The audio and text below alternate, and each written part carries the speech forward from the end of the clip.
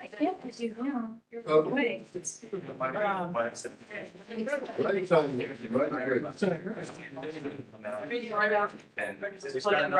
Yeah, he did. So.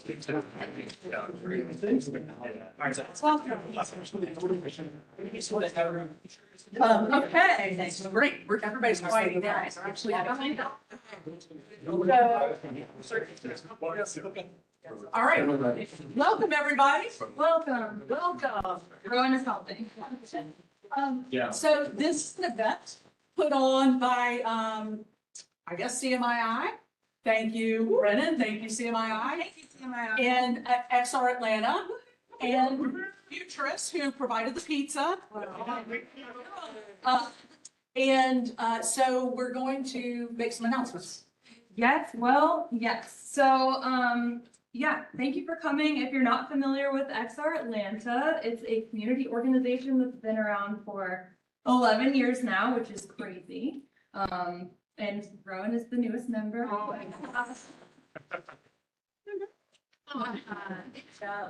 Thank you all for tolerating him. We're not going to stay too long. But we post events on meetup.com. I appreciate Elizabeth introducing me to Luma because I had not used that before. So we might do double posting because I think that was a good way to do it. There is actually an XR Atlanta event. Also, it's virtual next Monday, and it's in collaboration with the Austin, Texas meetup group, and it's in the RP1 platform. So if anyone is interested in attending that, you don't have to have a VR headset. You can join in VR, but you can also join in browser. And it'll be a little colliding of worlds between Atlanta and Austin, which will be really fun. I think there might be another XR Dojo event next week as well on Thursday, but I'm not sure. But I will post about it if I find out. And yeah, we appreciate you being here. If anyone has future ideas for topics, please definitely let me know. If you're on Meetup, look for XR Atlanta and you can message me there, or I'm Annie Eaton and you can find me on LinkedIn or wherever.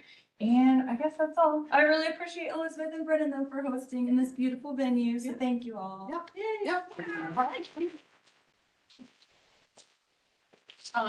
Okay, so I'm going to kick us off today. And just to let you all know, this is our third round of AI XR lightning talks. The first one was like probably a year ago. And so I'm going first, and it's a little, but it's meant to be very 10 minutes of something that you're trying, experimenting with, deeply knowledgeable about, whatever it might be. It's not meant to be, too pressurized. It's meant to start conversations. And so mine is definitely going to be that because I've not given this presentation before. And so just before I get started, where's that thing? What I'm going to attempt to do today is talk about the difference between large language models and world models and where AI is kind of heading. And this is really experimental. And if I have to read off of my slides, you're just going to have to allow me to do that. But let's see what I've got here. So the thing is, when you came in this room, you had to, you walked in and you looked at the room and you knew that there were chairs in here. You knew, that these were windows. You knew not to walk through the chairs. You just understood a lot of things about the room. That is how you form a world model. So world models really understand the space, the physics, the objects, and they have time involved. So let's break that down a little bit. So a lot of this comes from, there are people that are building world models right now, just like there are people building large language models. Fei Li is one of the people building world models. And she claims that world models are like a brain in a jar. I'm going to pause for 1 second. Is there anybody willing to time this? So that I know that I don't go beyond 10 minutes? Okay. So just tell me when it's up. Okay. A brain in a jar. Or a wordsmith in a jar. Sorry, a wordsmith in a jar, which is basically a brain that can understand language, but it understands nothing about what it actually is saying.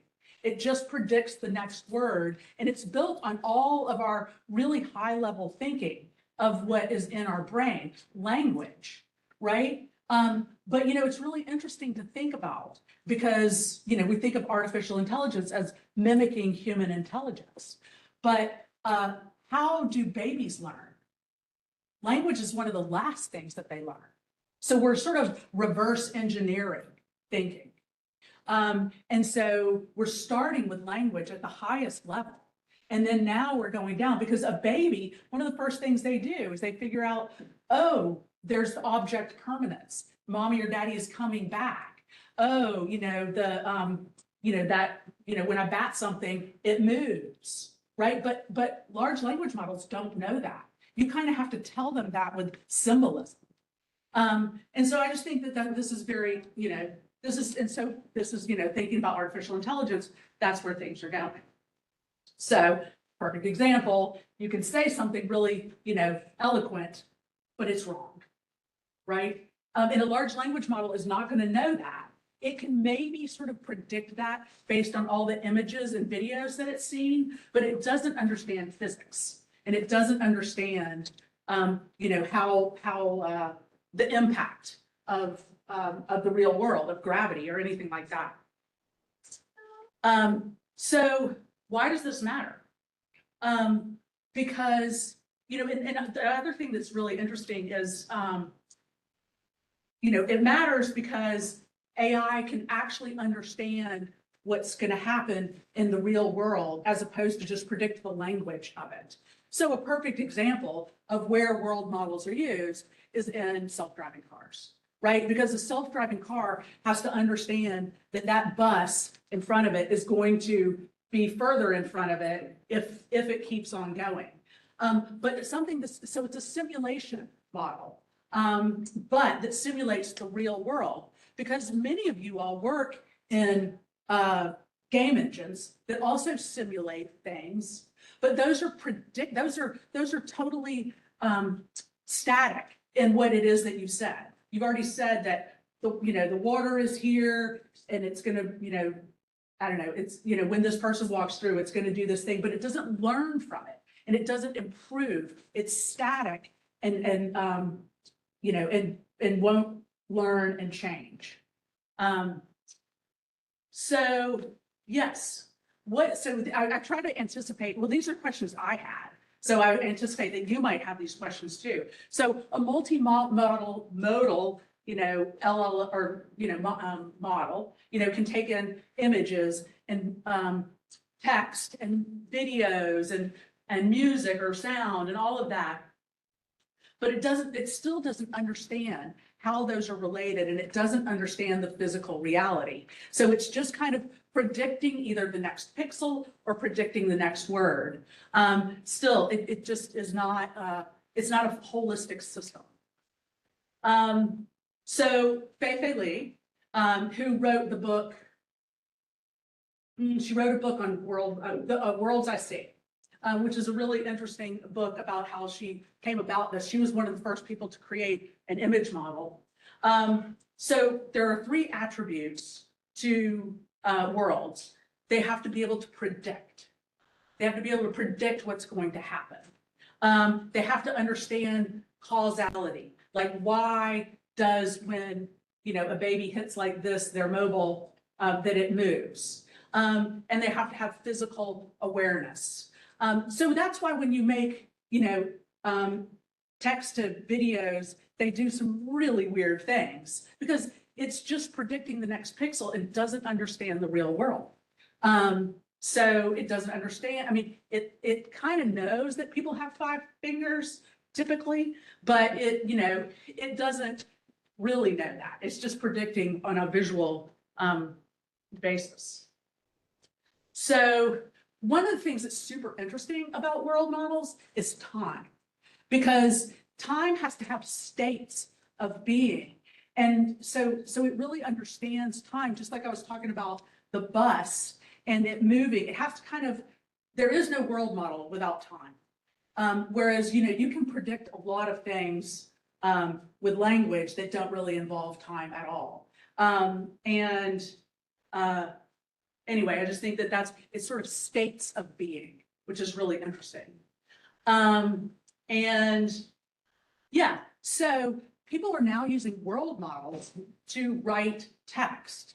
And what's interesting about that is because if a world model really understands, everything, the physicality of the world, just like we understand the physicality of the world, you can be better at the kinds of things that you might say. They're going to make more sense if you understand physicality.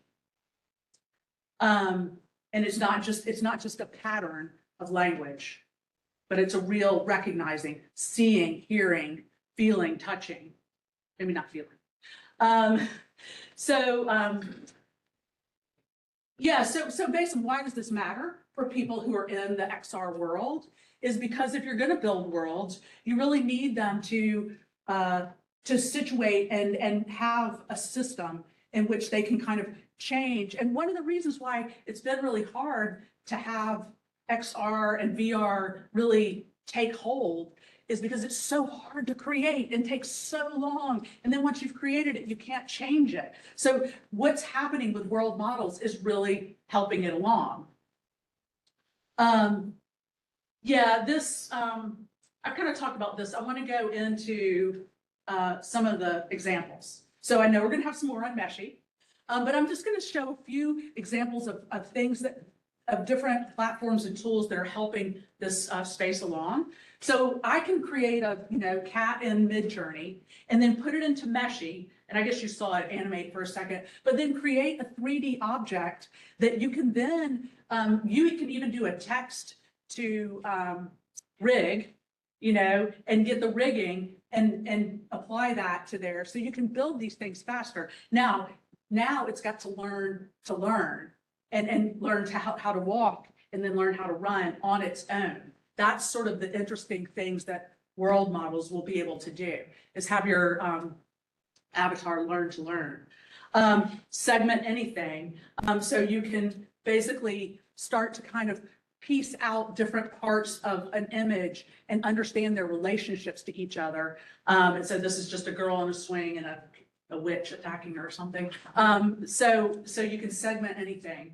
So this I'm just going to play quickly because I wanted to do a sample, but I didn't have time. But depth anything. Depth anything V3 just came out and allows you to do 3D reconstruction with single images or multi-images. What's nice about this new model is that it allows you to do video reconstruction, SLAM for large-scale scenes, P4 3D Gaussian estimation, and also spatial perception from multi-cameras.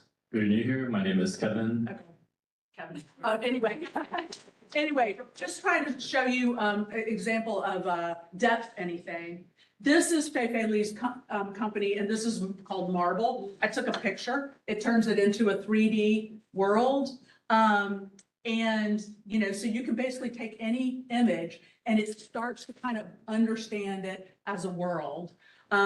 These other ones are just examples that she has that are samples that they show what is possible there.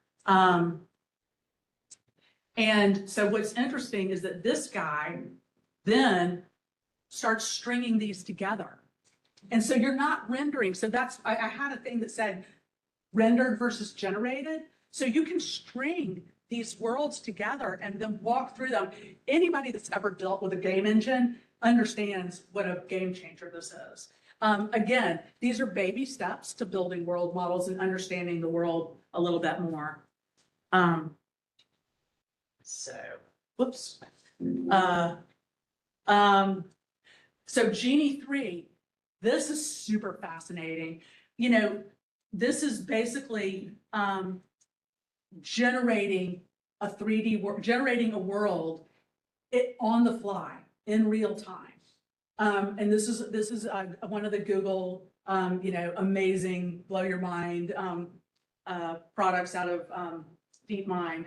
But so this is all being generated. Now, they didn't give me the option to make my own yet, but so then you can see the arrow keys are showing where it's choosing to go, and then it's generating this stuff on the fly.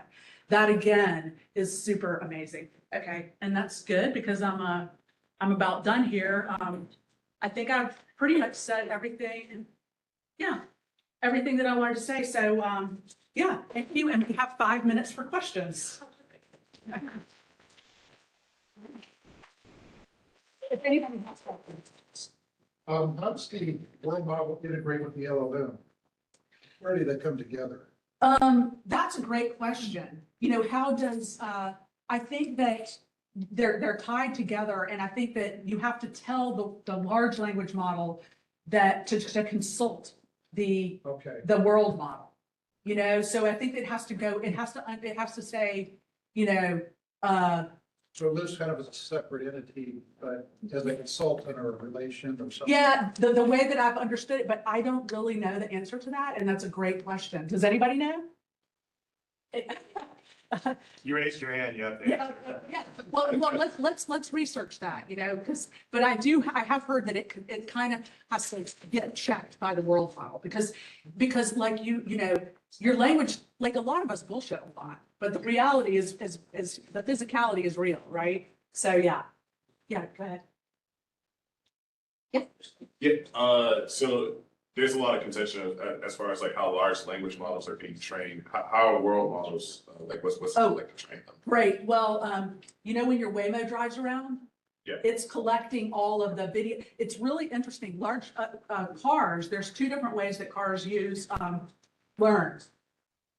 Elon Musk believes that it should be video, but he probably uses video and then uses all this depth anything. And then other cars use LiDAR, which is only depth kind of thing. You know, Fei-Fei Li wrote the book on large image models, and it starts with this whole, you know, cat, not cat kind of thing. Is that a cat or not a cat? But it diffuses. So you've probably heard of diffusion models, which is how image models work. It diffuses the image to the point where it can still recognize that it's a cat, but it's so diffuse that it's really just the right amount of information is there. And then when that guy was talking about, then you can reconstruct the 3D world, it can reconstruct by just as little information as possible. So you're trying to get it down to the least amount of information as possible.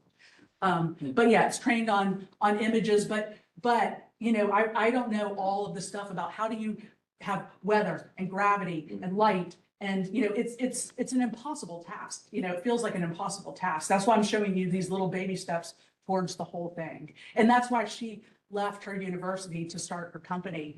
And a lot of people thought it was lame that she started just doing world, like that marble thing. But I think it's just a start. Yes. Yeah. In regard to your question about how they're being trained, what are some ethical considerations or like regulations you'd like to see world models have before they're, you know, introduced to the masses and anyone's able to use them? Well, between you and me, a woman create them.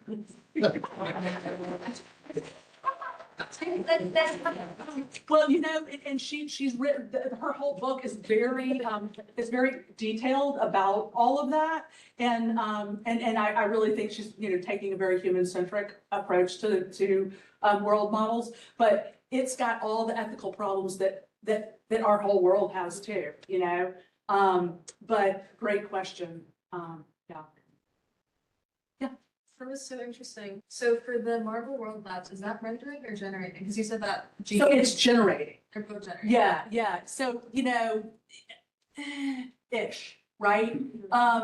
Because it's pretty predicted because it's just one picture and then it's just kind of figuring it all out. And, you know, but it's considered generating as opposed to rendered, because once it's rendered, then it's kind of static and can't be moved again, you know? But I do think it's a super fascinating term, rendered versus generated. And I think a lot of people are going to touch on all of that throughout today. So I'm going to go ahead and let Jeremiah come up. Quick question. Yeah.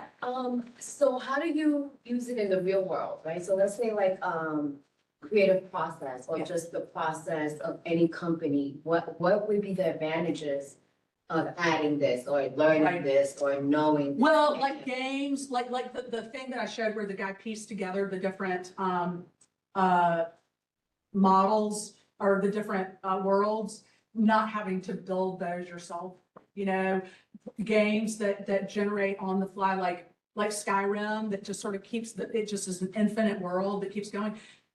You know, non-playable characters in games that can, you know, learn and interact and start changing the way that they do things. And I think actually the rest of today is going to be a lot of how to use, most of today is going to be touching on world models. Thank you. Yeah. All right, Jeremiah. Are you going to use your own? Yeah. Okay. Oh, yes. Cool.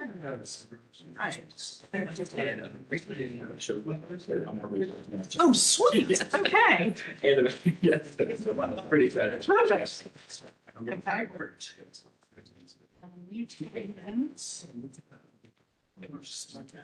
I'm gonna switch these over just temporarily. Yeah. Oh. I'm going to say aloud. Yeah. Do you need any audio? I need audio for one thing. Do you think it'll play automatically or? It's just a YouTube video. I could play it on a different computer too. If it's- I think it might need to be mirrored. Okay. Okay. They were. Sorry. While we're setting up, one more question. Yeah. You know that Marvel tools like that, do they create a 3D mesh environment or do they pixels on the screen? It's Gaussian Splats. Most gas can have that. And he's gonna go deeper into it right now. And then I saw there's been. Yeah, it's kind of. It's so awesome because, you know, I wanted to be able to show my actual.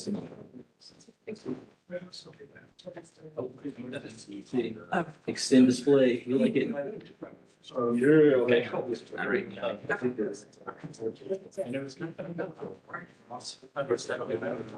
Awesome.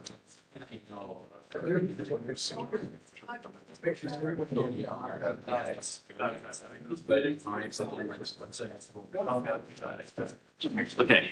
This might want to talk to me too. Yeah, I got it. Please give me like, one amount, like 3 minutes, because I looked at last 3 minutes to save like half of my presentation. Okay, so, I'm gonna scoot these over to just the center here and just mention something before we get too far along there. The young lady in the back with the white hat, you were mentioning that the practical side of this. What are we doing with this? Well, this presentation starts on the practical side because I am a researcher, I'm an MFA student, and my research is about the early Chinese American community here in Atlanta between 1880 and 1940. And so to be able to learn about those people, it takes a lot of work in data and statistics because there are very few photographs and there are very few official records, except for in the newspaper, for example, when the cops run up in there and bust them because they think that they're gambling and they think that they're running liquor and all these things. And so a lot of times that they end up in the news, it's a very racist caricature of this early Chinese community. And so digging through the epitaph and the pieces, one thing that kept coming to mind over and over again were addresses. And what kind of addresses, right? Is it like, you know, Anywhere Street, is something like that? No, it's Mitchell Street. It's East Hunter Street, which is now called MLK. It's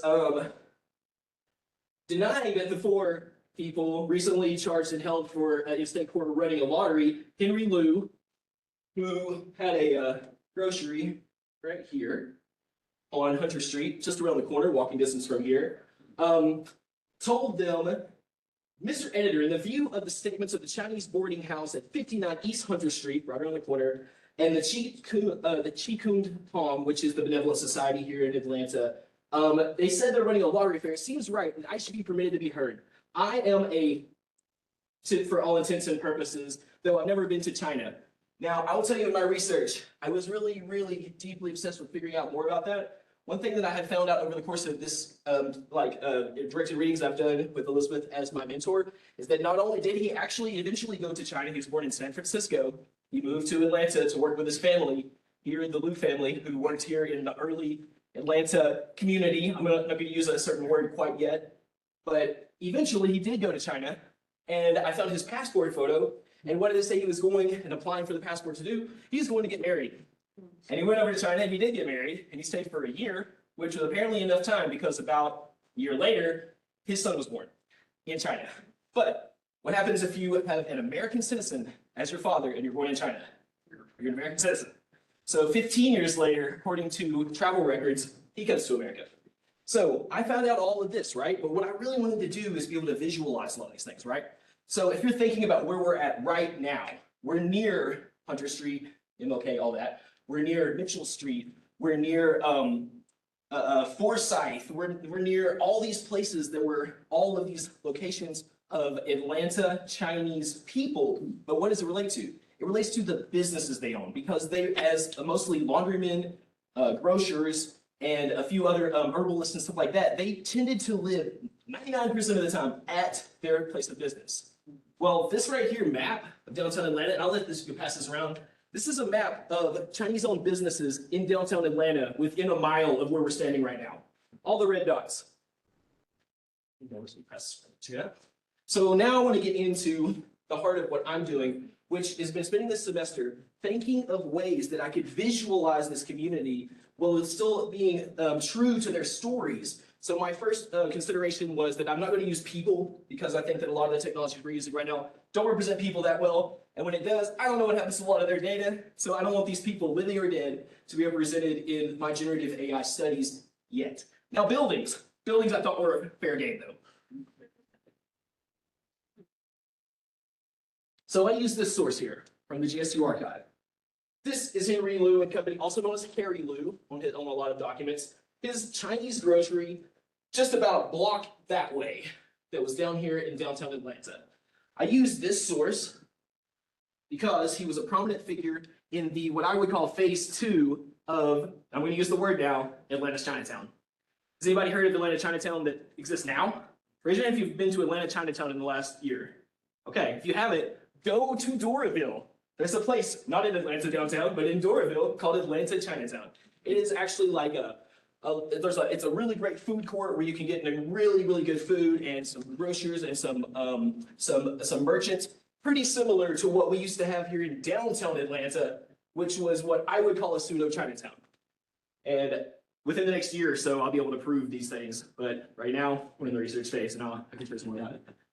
So my goal was to be able to represent this accurately, but I wanted to try a lot of different methods, and I wanted to catalog those methods because, as a lot of people in this know that are my mentors or advisees or people that I've known in the community, it's really important to me to have like a center about the community and the Atlanta community in what I do. But also, I wanted to make sure that, as I am a fiction writer and I plan on using this location for a character in my screenplay, that I want to make sure that I'm representing things accurately and historically, a la many other things you've seen, such as Sinners, which did a 95% great job of that exact same thing. So to achieve this, I wanted to try different methodologies, and then what I was saying is, as a lot of other people know here, part of my research is to actually detail those workflows themselves. What are people actually doing? What tool are they using? How are they using it? How are they shipping it? And that's a quickly evolving thing, as a lot of people know that, and I don't try to keep up with the actual day-to-day of it. I just wanted to detail one methodology. So instead of one, we did 6. Method 0, I created a physical model. I filmed it, and then I used video to video in order to create what I think of as, is it gonna work? Yes, okay. What I think of as a kind of representation of those people in that space. I can find my mouse back here. I also, and some people will get this if you're like AI people, as soon as I move this a little further and you look at my favicon, I'm working on a mini app to be able to use this exact thing. I actually built this particularly for this presentation. I'm going to forward this on here to a map of Atlanta in 1919. Oh, sorry.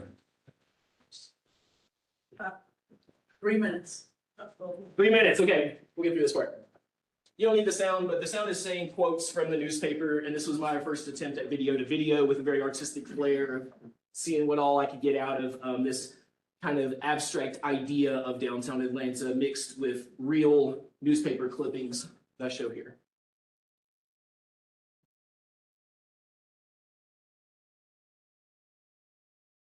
So what followed with that, I'm just gonna go on here so that we can keep moving, is I went to Topaz, which is an AI enhancement, but it's the lightest touch. It's taking a photo, and as you can see here, improving the fidelity of that photo. And I blew it up to like 8K. That's all that I did with that one. I took it from a 480 by 480 image, quite small, to a 9600. Show over here. Method 2, I used image to 3D using Meshy, and I used that same base image, and I created a 3D model, and then I retextured the model because I didn't like what it did the first time, and tried that. And I'll show you a demonstration of that in just a second. Third, and this is a more recent one, as you can imagine, anybody who is like in the AI side, you know, Nano Banana Pro is like, what, 2 weeks? Yeah. 2 weeks, maybe? So I went for that one, and I took the original thing, and I prompted, imagine you're only 1 foot from the sidewalk. So like right here, that's what I asked it. Imagine you're standing 1 foot from the sidewalk, and you created a panorama image of the same photo.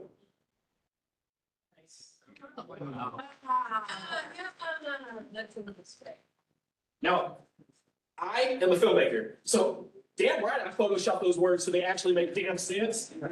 Crazy? You're gonna show that and just like slice in half anything I may have achieved by how good the arcing and all that stuff is? Because all of my AI people know if this is misspelled, this is now garbage.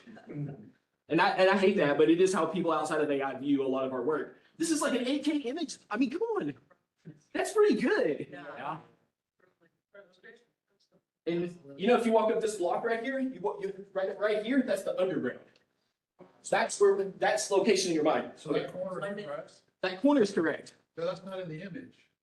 No, it's not in the image. But I took, long story short, I took a Sanborn fire map, which is an accurate representation of the shapes of the buildings based on fire mapping from the time, and I fed it to it as well, and I told it make sure that it actually makes specs.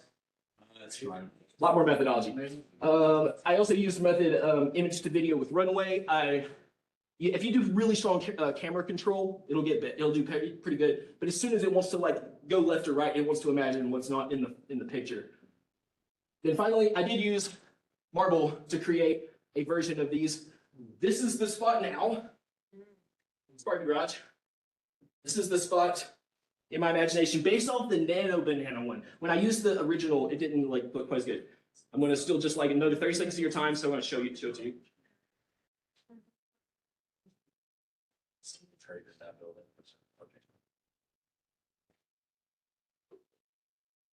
I'm going to park everything over here now.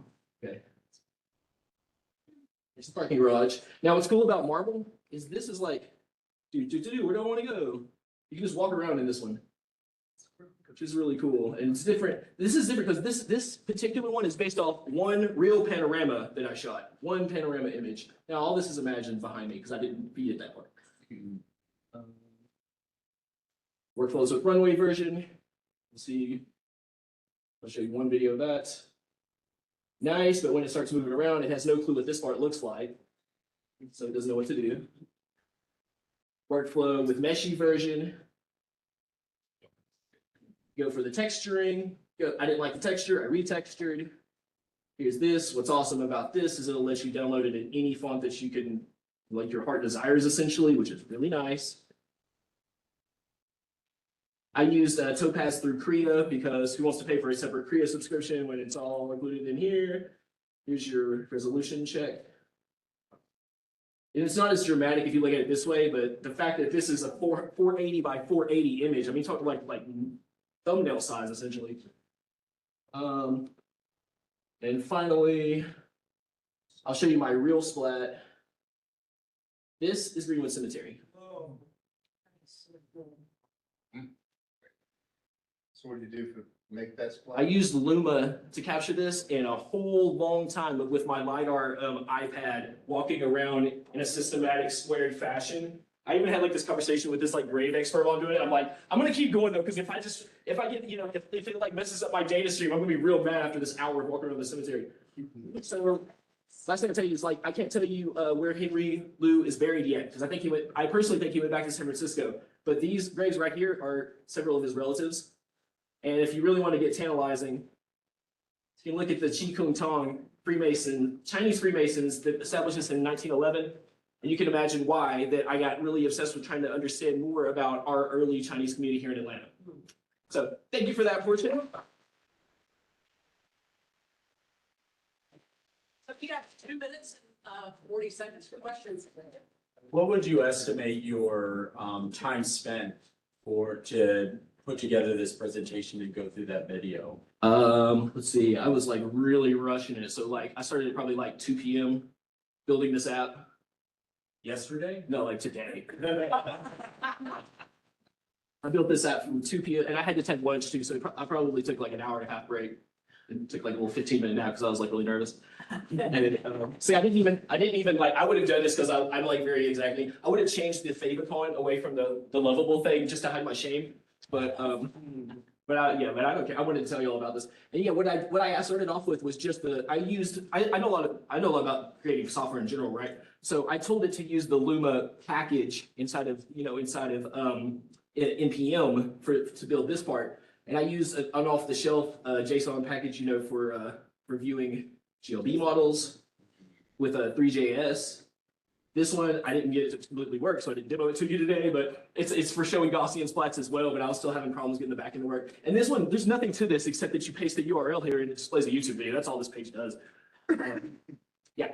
And then just for extra person, I put, balance and stuff. Because I keep working on this, it'll turn into a whole project page, at some point, but. Yes. What did you use to scan the cemetery with your iPad? I used the Luma AI, the app, just the regular app, and I did that over a year ago, the original scan. It was that good even back then, so now it's even better. And you can download that as a PLY and use it for other places. Yep. Yeah, so great work. Thank you. Do you feel the need to label that building as probable and not actual? Like if somebody 10 generations from now comes back and says, that's exactly what the building looked like. Talking about this one here with my Yeah. Because looking at it, I would think like, you can have a picture of the whole building. That one? Yeah. This one, right? Yeah. Yes, I would absolutely. And if you've ever watched a film that takes place in another time period, they don't like put a big sticker on to say this is not the real building. So when I make my film, I want to historically represent this. Now, am I going to upload this into an archive and be like, look at this novel photo that I found from the archive? Absolutely not. Plus, I would say, and there may not be a watermark on this, but I would say that there is a very strong watermark inside of the DNA of this, and they've developed DNA watermarks that are really beautiful, and they look like this wave, and you can't screenshot them out. You couldn't video them out. You can't get them out. There's a footprint. So you're saying if somebody did get info on the file itself, it's sort of, it would know that it's. Yeah, absolutely. There'd be a lot of telltale signs if you really look closely. Looking at this photo, just looking at it, it may look like very crispy, but a year from now, it's going to be Nintendo versus PS5. Yeah. For sure. Awesome. Thank you. Is John here? Oh, hey. Nice to meet you. What, do you want to use your computer? Yes, please. Okay.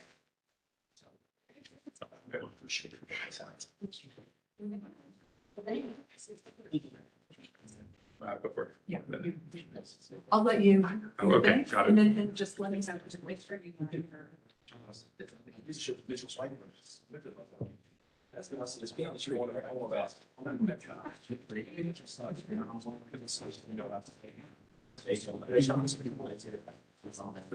Yes, yes.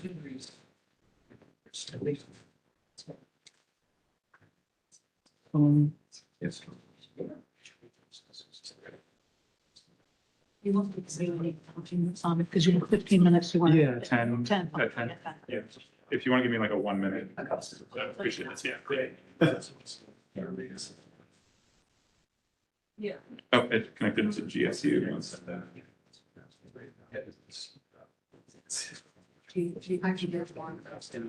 I'm gonna give mine about 30 seconds, and there it is.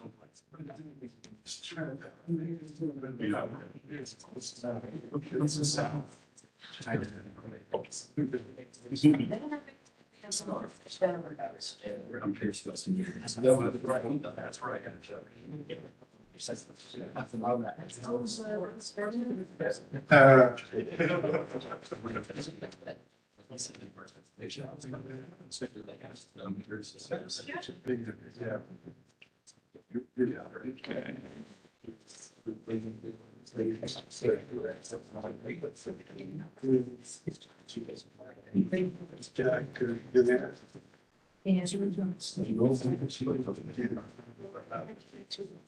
Okay. Awesome. So this is my first time coming out. Actually, just moved to Atlanta pretty recently. Welcome. So thank you. Got on Meetup, so saw something with XR in it. Super excited. So this is also just kind of like a hello a little bit for me and some of the work that I get up to. This is a repurposed presentation for the company that I work for. I was training our sales team on ethical uses for AI. And I also work in a production company. So putting those two things together, this was kind of a fun little exercise for me. Little background on me, I've been in production for a little while. This is my uncle's television studio in Wisconsin, WPM. And I have a background in live theater and events. I primarily work with the disguised media server environment, familiar with that. And I also teach dance in B. And something to know about me is I'm not anti-AI, despite things you're about to hear. I'm an AI critic. So I think it's very important to make a distinction between the two. I love AI. I think it's an amazing tool, but I'm very critical of how it is developed. And I make sure to go out and speak about that and make sure that that opinion is being shared in AI space. So to start things off, AI is amazing. It's being used in all of these industries. It's like when you were trying to answer that question about like where are world models to be used and where are they great, and gaming engines, yeah, but like literally everywhere else. It's a world model, it's a physics model, it's able to be applied to everything from biotech, physics to climate. Like these world models and LLMs are amazing. Really quick game for y'all. We have a lot of examples of AI in pop culture. Again, comics, movies, like different things. So who can just like, we'll popcorn it, like pick some good AI. Like who do you think of when you think of like a good, like or benevolent AI? Data from Star Trek. Yep, that's a good one. Jarvis. Jarvis. C3PO. Depending C3PO, yep. Any droid. Tron. Tron was like. Yeah, okay. Like if you're talking about Tron the character, yeah. Yeah, Tron the character. Yeah. Franchise has, yeah. Those are some good ones, yeah. So this is a list of some that I put together. They're all pretty much on there. Star Wars. Right? Yeah. So I just want to take a second and notice you're all smiling right now. Hold on to that feeling. All right, so bad AIs, right? So we're talking about Tron, the MCU. If I had more time, maybe I would have played the game further. But these are, some people that we may have heard of as well. And the thing that I want to point out is, let's say again. That's fine. Yeah. Well, something I want to point out here is that in fiction, most good AI are individuals, and most evil AI are large complexes or things that are really intimidating. And in reality, we give humanistic or individual traits to large models to make them feel more personable and approachable. Also, some terms that I want to introduce. Utility AI and generative AI. These terms are not used commonly, but it's something that is really, really important, especially as we evolve our conversations about AI. Right now, we live largely in a generative AI conversation space. It's a prompted process. It's generally considered creative, but we have unprompted tools that are more functional, and we call those utility AI. And they have been around for half a century. Does anyone want to take a guess at the first known utility AI example, machine learning? I mean, you had the wand tool like from Photoshop. Yep, that was 1989, I believe. Yeah. So not the oldest. Yep, that one's not the oldest. It's a good one. We were talking like. Turing code breaking. Close. So Sandals checkers, 1959. It was the first time machine learning was published and used, and it was the first time that a demonstrable heuristic was in place. And it was a machine that got better at playing checkers the more you played it. And we're going to do a little philosophy for a second here, so bear with me. Does anyone know what quale or qualia is? Back to like nature of human philosophy classes. Nootropics. That's what. That's what, you know, you could brand that, stick around. Is it like soul? So, yeah, this is qualities that only humans can perceive. It's like the simplest way to put it. My philosophy professor took like 2 weeks to explain this to us in show. But in a sentence, it's the thing that makes human human. And it is not able to be replicated even by other humans. It's your experience, it's the thing you perceive, it's your version of reality.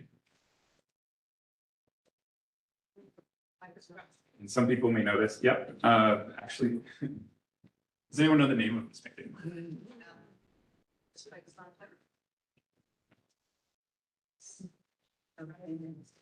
So it's Rene Magritte, and it's called The Treachery of Images. And it says this is not a pipe. But when questioned, you know, what are you doing here? What is this picture? What is this painting that you made? You know, that's a really nice pipe. And Rene Magritte would say, no, it's not. It's a painting of a pipe. I can't stuff it. I can't smoke it. I can't share it. I can't pass it. Like, there's nothing about this that's a pipe. You told me it was. So treachery of images. Very lovely piece of thought. And a word that we've all probably heard is hallucination as well. I'm not gonna break into like AI definitions and everything, but hallucination is the term for when AI models come up with their own information, right? Because they don't have that quality, they don't have that aspect that makes them able to learn. So tying this a little bit to production, I asked this of a group of virtual production experts. And the question was, explain how NVIDIA's latest tech supports virtual production workflows for real-time 3D rendering and volumetric video streaming in Unreal Engine environments.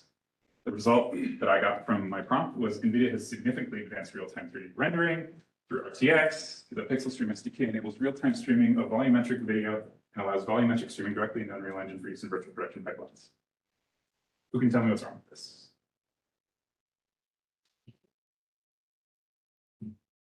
Pixel Stream SDK does not exist. It's made up. So the AI model completely came up with its own product. It launched it, it gave it a logo when I asked it. I was like, wow, this is great. Currently, there's no thing that can do real-time volumetric streaming from the NVIDIA platform. Not to say it's not being worked on, probably behind a lot of closed doors, but this is called the attribution fallacy, where there's a true statement and then a false statement after it. So you think the second statement is true because the first statement is a true statement. Politicians love that one. And another issue that we need to talk about is anthropomorphism. And this is the big one. This is what gives you that like dopamine hit every time you use AI, because you feel like you're talking to someone that's complimenting you. So anytime you hear, I think, I feel, I understand, or I can't, that's humans projecting actual agency or personality onto something that's not human. It's actually a pretty problematic thing in human society throughout history. I'm not going to break this down too much because again, lightning rounds, but the AI quandary is that, you know, we do have the ability to discern between true and false, right and wrong as like a whole spectrum, but AI is stuck in true versus false human intelligence. Right. The morality aspect is really, really hard, slash, I would say possibly impossible. And something that is now starting to develop is people are developing AI dependencies, right? So people are starting to rely solely on AI, and they're starting to use AI in like every single facet of work that they do. And it's starting to affect their work and it's starting to affect their mental health. There's a lot of things that come along with that. 9 minutes. Yeah. Yeah. And first, okay, cool. So I'm going to get through, because I don't want to stick on the doom and gloom, so I'm going to fire through this. But these are new terms that are starting to come up into the Medical and Research Society, GAID, addiction syndrome, AI psychosis. Hold on, go back. Oh, okay. Yep. Thank you. Yep. And the people who are vulnerable to that are children, people who are novices or new skill seekers, and people who are lonely or depressed. So I'm, again, not going to stick into all of this, but these are different types of the dependencies, things that cause them. Like this is a whole field of medical science now that's being developed in psychology. But it's okay. Because there are solutions to this. We want to promote AI literacy. We want to talk about AI. We don't want to ignore it. We don't want to like sit there and just be like, oh, look how cool this is, but not be like, well, you know, okay, here's like what I did to do that, right? And groups like this, like we've seen that now in the two presentations before, and like we're promoting that literacy by even just meeting here in the first place. You want to maintain your human judgment. You don't want to surrender your agency to an AI, and you want to encourage skill development alongside the use of AI. Think of it as a tool, not as the solution. People can detect AI.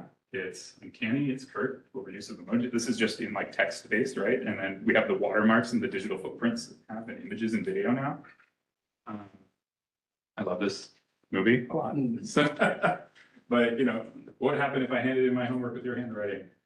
You know, people who get caught using AI, I don't know if anyone's heard of United Healthcare recently, but you know, it's not really good for optics of a company to even be seen using AI tools, especially when it involves human decision-making. And then there's also tools. I love this one. Phrasely.ai is an AI that detects AI. So send a thief to catch a thief. But yeah, all of these things that we're doing, like we're all AI literate, and more people are becoming AI literate as time goes on. So it's more and more people who are being able to detect, you've used AI and this wasn't your original thought. Where did this come from? Yeah. So really quick, healthy AI is holding AI accountable, holding yourself accountable. If you're prompting AI, question it. Ask, where did you come up with this information? Like, how did you come up to this? Break it down for me. Break your tasks down into components. Think of it in little pieces and parts. Don't ask an AI to do a whole task for you. When you're using a prompt engine, you can say, generate the curb of this street for me, rather than generate this whole building. You know, use known and verified information and say, using this as context is a really, really powerful phrase, and then ask it to do something with that. And don't copy and paste. Say, how would I answer this when using AI? Check your AI sources. There's a lot of helpful links that you can usually click when you're doing that. You wouldn't trust Wikipedia, right? Same thing. Stay critical, ask AI to explain itself, we said that, and question AI's context libraries. They will tell you what they're sourcing, they will tell you what they're built on, they'll tell you their model if you prompt them. And don't rely on AI for soft skills or reference libraries. So these are just some personal things that I came up with, kind of thinking like, how can I use AI responsibly is limit my time, right? Parents taught me that when I was video gaming as a kid. Recognize that the tool mimics empathy and validation, it's not real.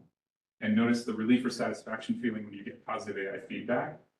Just taking that 1 second to notice that you're being complimented breaks the dopamine loop, which leads to all those scary words that we saw earlier. Try and think how you would do it. Explain your work with others. Ask people for their input. Share things with each other. Don't sit and think the AI is the final answer on things.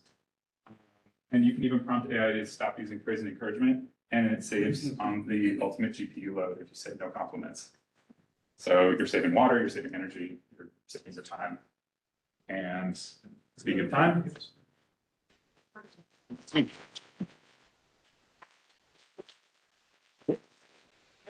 We have 1.5 minutes for questions. okay.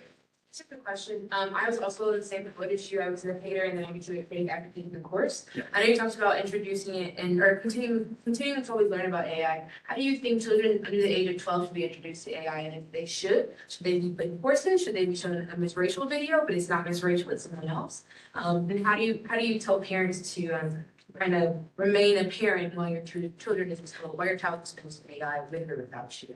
Right. I think that asking me is an interesting thing because we have STEM education, like we have those models and those workflows. And I would encourage the people who are working really deeply on those types of education models and plans to, think about what is a way to window these things and have you introduce them over time. And I don't think that withdrawing completely and not introducing these tools, like you don't want someone to be tech illiterate when they grow up, but you want them to be introduced gradually and with like a, here's your peas and carrots type of, Consideration. yeah.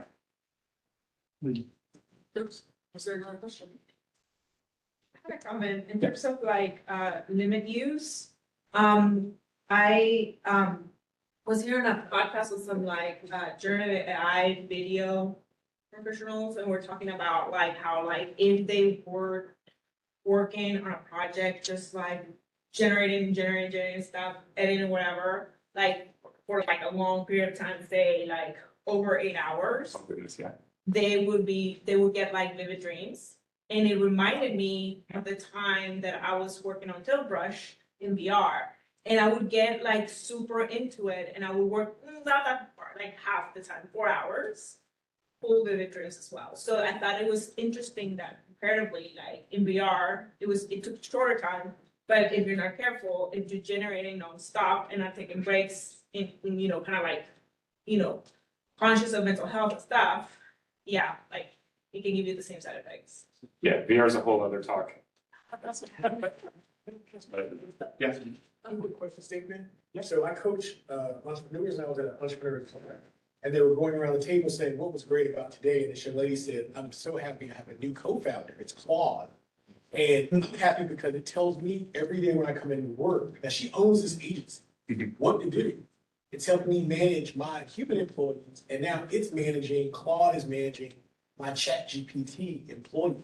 Yeah. And I was dumbfounded. Like, I mean, what resources, what do we point these people to so they don't think that the ChatGPT is actually a human giving quality advice? And I have coworkers that, they start to get into that AI psychosis bucket, right? Or they're like headed that way.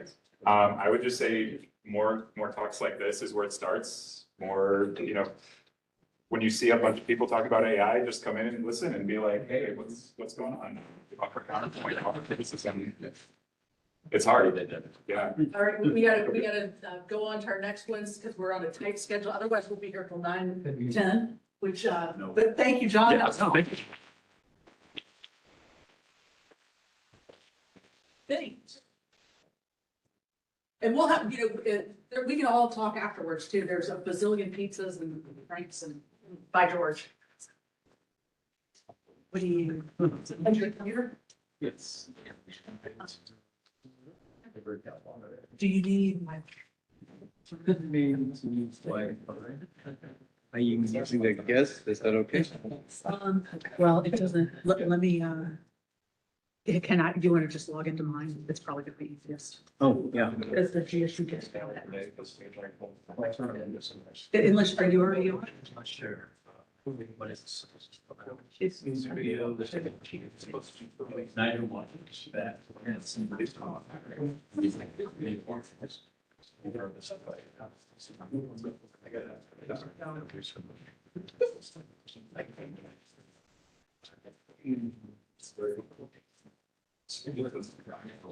Oh, yes.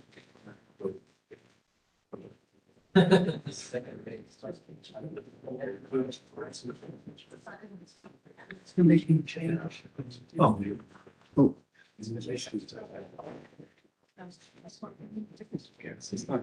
Maybe. You can do, you. No, are you gonna use your hotspot? No, No. I think I was. Yeah, but yes, did it work? But if not, I can.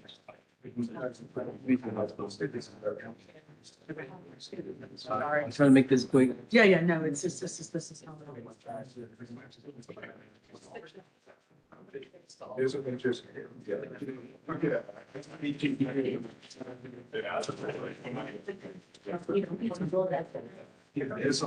Hey. That's true. Years ago, sort of.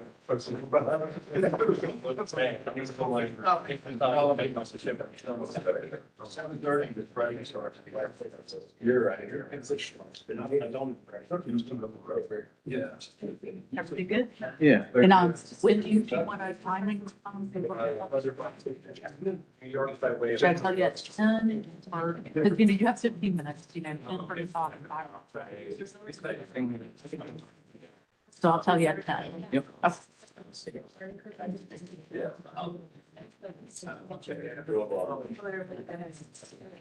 That's good too.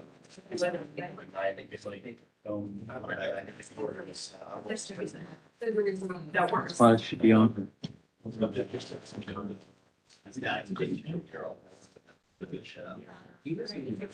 And then that would make sure. Yeah, my dad, Better. That one thing, yeah. he sent that. Yeah. Like, he's coming down and visiting. It's like a weird. I can hear it from sitting. It's super. Yeah. Yeah, everything is. Well, everything you hear is laid out. It's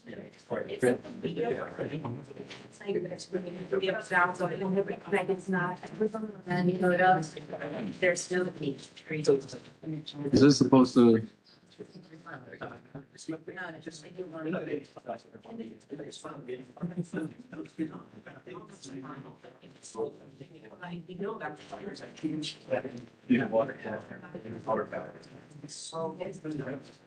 I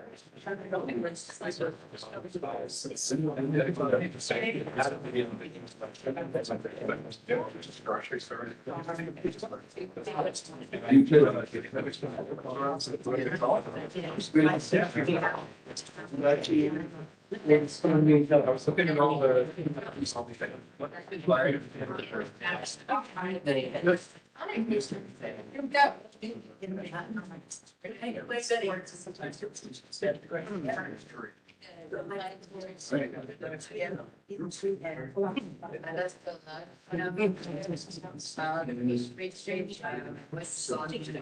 Here.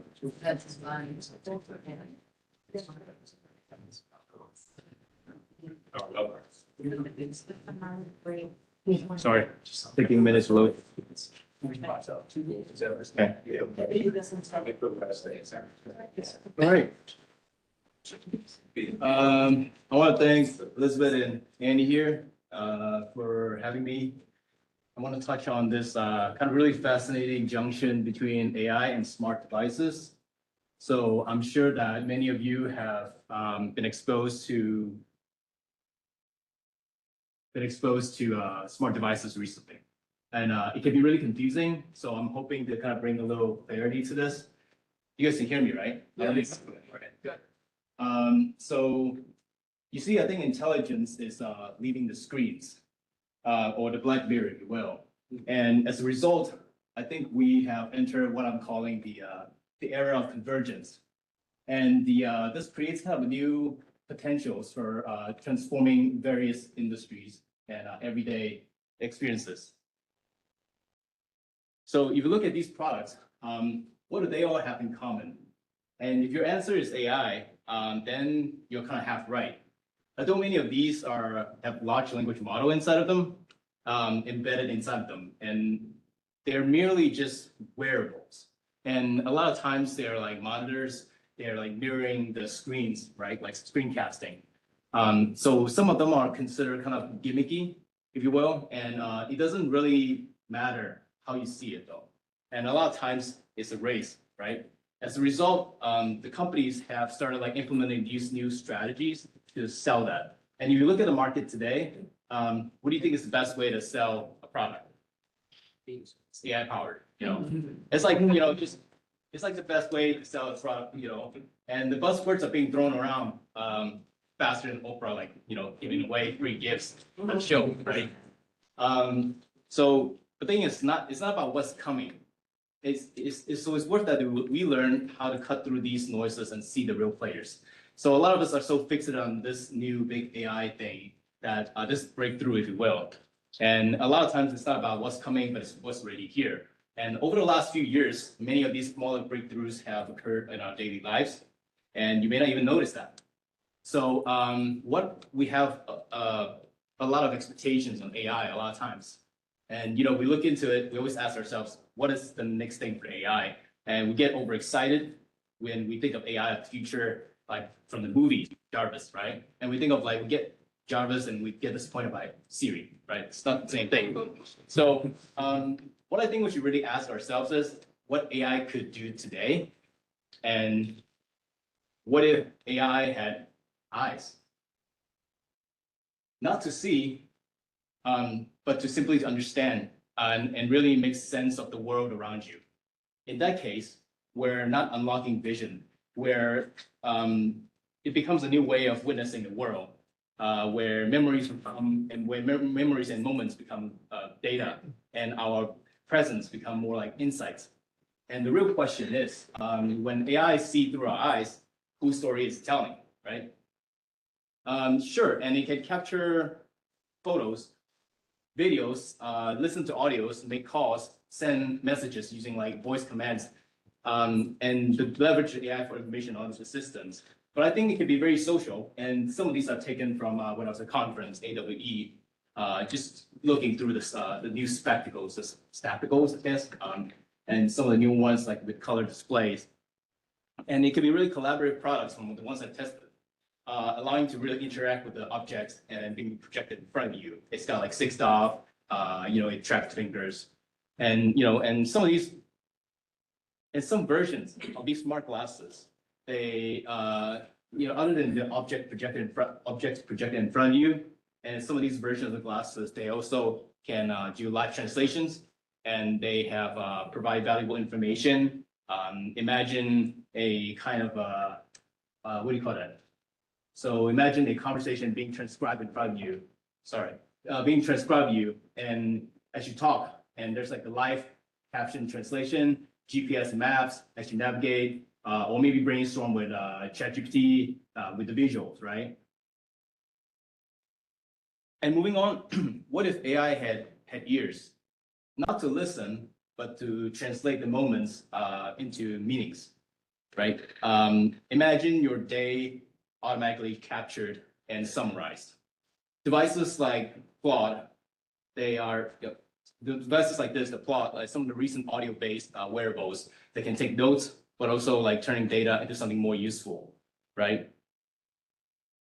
And think of that as maybe a on-the-go Microsoft Copilot. With a press of a button, you can summarize the meeting, your call, and turn the day into an actionable items, a list. And accept that this is always with you, and you're able to translate that. And I have some of these devices, and they're really great. I think Deanna and Room has seen some of that before. So and here's something that could it could come back with different speakers. It tells you who's talking about what and all that.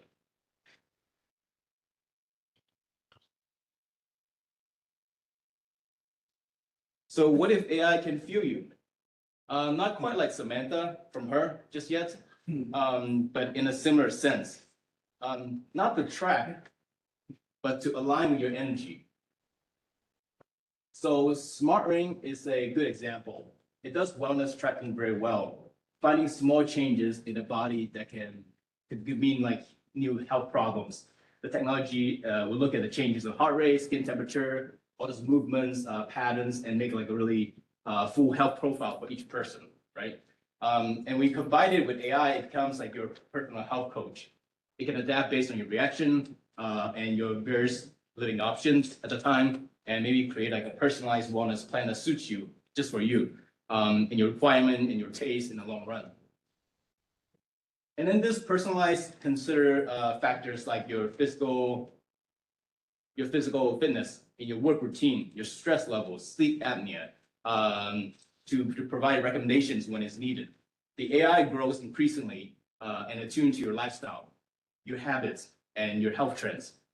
And then, the coaching gets more accurate and helpful. And then, oops, sorry. This is my favorite.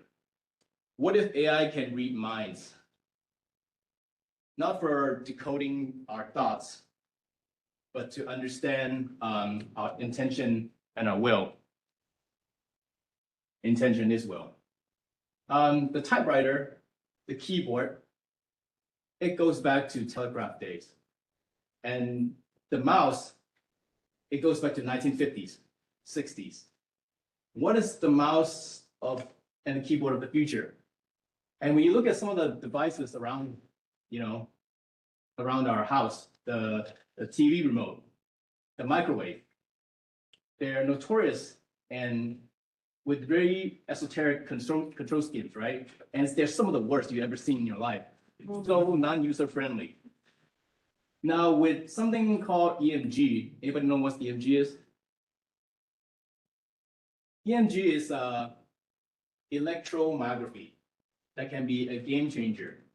So one challenge is that the traditional EMG doesn't look very appetizing because it requires like sticking kind of a needle inside it, get your pulse, get your nerves, and when all that suffers, but then something changes. There's something called the SEMG, surface electromyography. It is a kind of a non-invasive, and you can take it on and off anytime. And so that can be done easily and universally because with a proper input device like the Neuro EMG band, it could be a profound change. And Neuro band, like the ones I'm wearing right here, can actually pick up micro gestures and brain signals. It is not using sensors. It's actually when you tell your fingers what to do, you're sending neurons, right? It's essentially capturing the neurons and you're using the gestures to do that. And then it turns that into commands, the flow. So I can do that. And see. So the future of AI requires a future way of interacting it, almost like a new technology, right? And you can see that it's like sensing the neurons. So it's kind of like almost like a new language to communicate with AI more seamlessly. So by allowing AI to access your intention, you're actually unlocking possibilities, new possibilities to control that. And and the future of technology requires a future forward way to interact with that. So this is like when it's fully realized, it will literally change everything. And this is a good example of brain kind of like using the signals to manipulate different things around you as you work. Whether it's a presentation or when you're editing it, playing games, and then contextually understanding it based on your gestures and everything. Yeah, this is a good way to see how it does that with just pushing with the force. It was done with a company called Control Lab, which was bought by Meta some years ago, and then eventually they turned that into this product. I have this one, but I'm not wearing it today. So this is a good example of recently launched Meta Ray-Ban display. When thoughts become commands and muscles speak without motion, we're not just interacting with AI anymore. We're merging with it. The question becomes isn't how we control the machines, but rather how long until they can anticipate us completely, right? So here are my 3 takeaways. AI is not an add-on. It is the new OS of the XR and wearables. AI is shifting from being a features to this always-on runtime that powers vision, memory, intent, and the device itself. And the most successful product will disappear into your life. The winners won't feel smart. They will not feel smart. They will feel obvious. I mean, your input, they will shrink into glances, whispers, micro gestures, and output will shrink to one clear nudge at the right moment, like that Ray-Ban Meta. And AI design now must consider emotion. It must have context for wearable AI. Wearable AI doesn't just have answers. It would answer with a tone and a behavior that would adapt to your energy level, your noise, the location, and your role. So gentle that when you're tired, it's so precise when you're in the set. right? So, and then here are my predictions. I think, here are my predictions. I think we will find ways to harness process like edge inference to drastically generate real-time AI insights and start triggering actions with reduced latency. That's what we're seeing right now, and enhance the data privacy. The infrastructure will get better. And then I think what we will do is we'll start seeing more of these true AI companies that go with us, right? So what's next? I think we will soon enter the era of augmentation. And our daily devices will get smarter, more connected. It is a little scary, but I believe it is a necessary transition. How are we doing on time, by the way? You've got 3 minutes and 40 seconds left for the whole time. Okay. Yeah. Do you guys want to do Q&A or are we gonna hear an AI poem? Great, okay. Great. So, is it on the last slide? I think it is on the last slide. Okay, so I saw this a while ago. I know it's hard to read. It's on the wall, so I'll read it to you. And have the water. Human wrote that, by the way. AI cannot cry, but you can. AI cannot laugh, but you can. AI cannot dream at night, wish upon a star, or dance like nobody's watching. It cannot eat too much popcorn, drink too much soda, or jump out of a seat in shock and horror. It cannot learn how to swim, hold a pencil, ride a bike, peel an orange, make a friend, or lose a lover, have a crisis of conscience or moment of truth, but you can. The stories you bring to life are unique to the experiences you've had as a human being. AI is just a new tool for telling them. AI is not creative. You are. We are. So we want to leave that with you because I know giving all these like smart devices and everything is really scary at times. Just, remind yourself that you're nothing without us, and in a way, we are the creatives. So thank you. In case anybody wants to connect, just in case, or I think I have to maybe a minute or so. Yeah, 2 minutes. Questions? Where do you work? No. What am I working on right now? I work for a beverage company. And Coca-Cola, and I am the AI tech lead over there. So it's interesting because AI is one of those like double-edged swords that you do die, don't you die, So we just have to put ourselves out there to really constantly just make mistakes. And I'm sure that you've seen the new AI commercials from last year, this year, got some mixed reactions. But what you didn't see is that there's a lot of like work that I put into it from the back end, that people really believed in it. And when we asked like, well, we kind of got mixed reactions last year, should we keep doing it? It was a very easy yes, like let's double down, let's keep doing it, let's make mistakes, let's get better, because by the time we finally get to do that, and we maybe get it right, other people would have been like too far behind to catch up anyway. So we had to keep doing that. So, but we recognize that being a big red target is, any mistakes we make is like, we get a lot of reactions on that. It's like a ripple effect.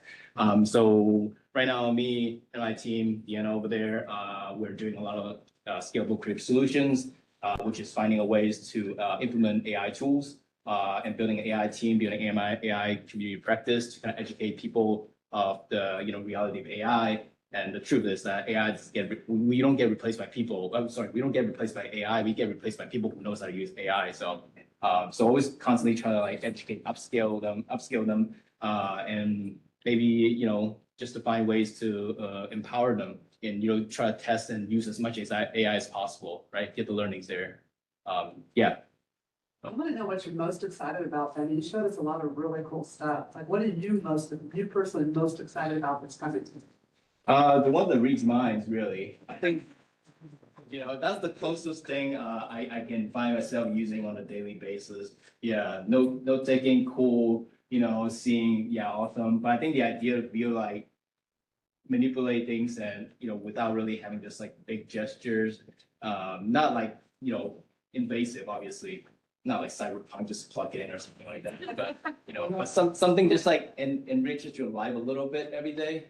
I think those are the little things that, gets me really passionate about, yeah. I think that was really cool when you brought up the activity of technology. I think that's something that's really exciting to be about it right now too. Yeah. I do totally see the phone as the brain of everything and like essentially like the hub. So like I love that you brought that into the so I'm predominantly playing with this with like Canvas and OBD2 for interactive type experiences. Using that real-time data information, but that was very cool for me to hear about like how you were thinking about using the meta glasses and like kind of in that same way that I'm using a front-end camera on a car. Yeah. You're interactive to basically be able to send information. Yeah, that was interesting about the meta glasses. So I have 5 pairs, including these ones that are different. Most people, they see it, they're like, oh, I'm taking pictures and videos and that's cool, but that's about it. But that's not it though. They are so honed in on like the obvious, right? So for me, I find joy in the little moments where I'm going through my day and I'm grocery shopping and I'm like, hey, look at this ingredient and tell me what I can make with these. Or I can open my fridge, it's like, can you tell me what I can make with what I have in my fridge? Or I look at a street, it's like, hey, I don't recognize the sign, like, where am I? What is this building? Or I'm at an Italian restaurant, like, can you translate this menu for me and tell me what is the highlight here? It does all that thing. So those are little small moments that really, like, I find joy in, in that, so.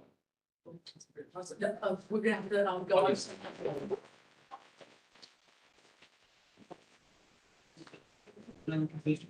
That's me.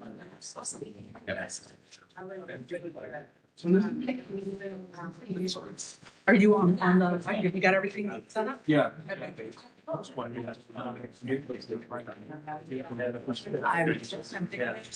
Oh, awesome. One from the back. Thank you. And then, is there any particular timing that you want? So you have 15 minutes, so should I tell you 10? Should I tell you it's 10? Yeah.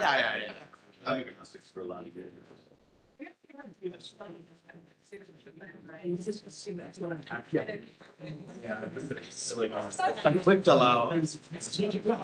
Sometimes it's a little persnickety. We can also just go directly up there and hear it. Yeah, I do. Yeah, okay, as long as it's talking to you, yeah. Okay. Oh, yeah, and I'm sorry.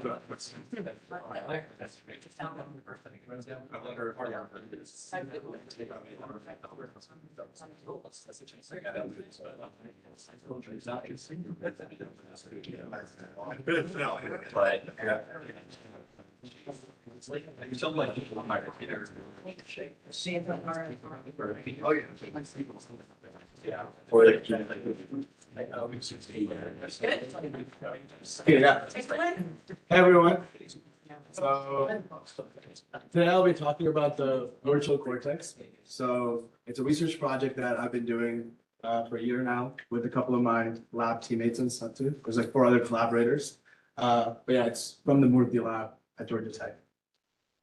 So a little bit about me. My name is Kruthik. I go to Georgia Tech. I'm a student. I'm graduating with neuroscience and computer science in about 20 days here.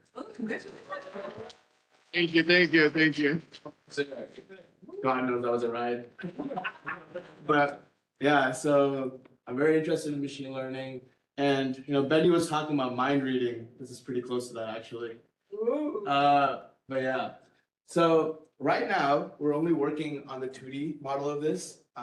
And I'll tell you like the 3D like aspirations we have essentially later. But this part's really important. So this will like paint the picture for everything. So the background of what we do is that we focus on a part of the brain called the virtual cortex. And that's like how you perceive anything and what you see.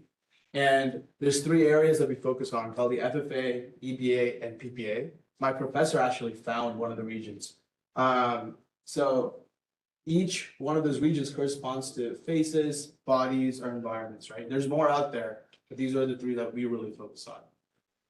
And there's data sets out there where the Murthy 185 data set, which again, my professor made, it has like 1/3 face images, 1/3 body images, and 1/3 environment images, right? So simple, like 33% breakdown there. So what people essentially do now is if you want to understand how your brain perceives a certain image, or you want to see how you look at someone's face differently compared to another person, you would have to go to an fMRI machine and you have to scan your brain while you're being shown the image, right? Each one of those regions in the brain, you can imagine a 3D brain, and each one of those regions has voxels. Just like an image has 2D pixels, a voxel is like a 3D small cube. And each one of those cubes has neurons activating in it, right? You can imagine like a number from -1 to 1 as the response there. So each one of those regions has about 3,000 voxels that will be bounded in that 3D model. What we do essentially in the lab is that we take vision models, the best ones like CLIP. There's also some meta models out there, Blip, Resonance, and stuff like that. And then we send images into the model. And then we intercept the features of a particular layer. And then we do a simple regression mapping of those features to the fMRI response. So now anytime in the future you can put an image in, maybe aliens come onto this planet, you take a picture of the alien and put it into the machine, and put it in the model. Now you know how your brain reacts to it, right? Since you like since you made a whole model with like a lot of images previously, like through an fMRI machine. So, and then you can evaluate the best model off of that, off of the regression models of all these, because you can use a bunch of different vision models and do this process. So essentially, a little bit of the tech stack is we use Python and PyTorch and the Georgia Tech like Pace for making the models and everything. But important stuff is we wanted to provide the best encoder models out there to show the best brain activity. So we went through like every layer of every model, tested many hyperparameters using log functions and stuff like that. So we could show the best brain activity mappings out there, right? And I mean, I have a video, but I'll show the real one, a real like thing in action. But who knows? Sometimes it doesn't work. Let's see. And scroll right.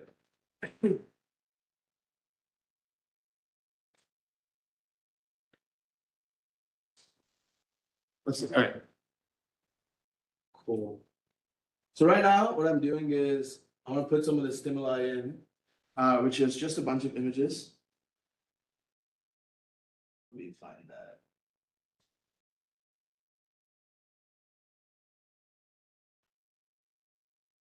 So this is about 160 images I'm uploading here, right? So I'm going to choose the CLIP. That's one of the best models for vision. It's about like 83% accurate, like brain accurate predictions compared to like fMRI machines. And the data set and everything, just normal parameters there. And now essentially it's going to run all of these images that I just uploaded, which the model's never seen. And it's going to give you the predictions of how they would react. So the FFA, it's currently on that, which is the face area. Clearly, pictures like these, which are kind of unique. There's no cheeks, there's no forehead, there's nothing, right? Just eyes, mouth, and face. So it would still be highly corresponding to your like face region. Just like you would think it's a face, the model thinks it's a face too, because it was trained on that data.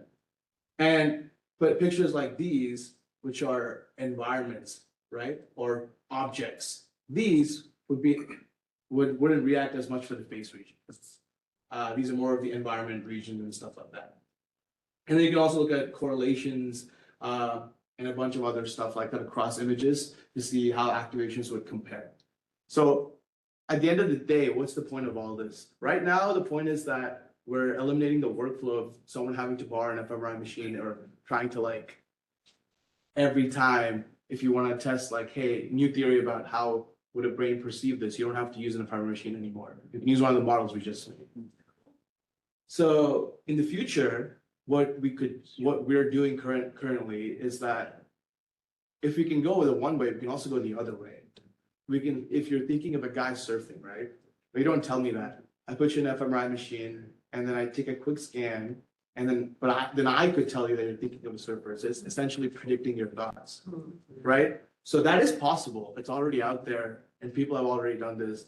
There's a lot of applications in it in neurodegenerative disorders, patients with dementia, Alzheimer's who can't speak. But what's really interesting and what I'm exploring myself and building towards this is taking this same fMRI data set and building a 3D data set out of it instead, which essentially, if you know Google Maps, the road view and everything, you look up, it's one image, you look down, it's one image, right? So I've been going to like different environments and like recreating those kinds of like images. Essentially, it's like you have like a bunch of, I think 9 to 10 images of a 360-degree view essentially.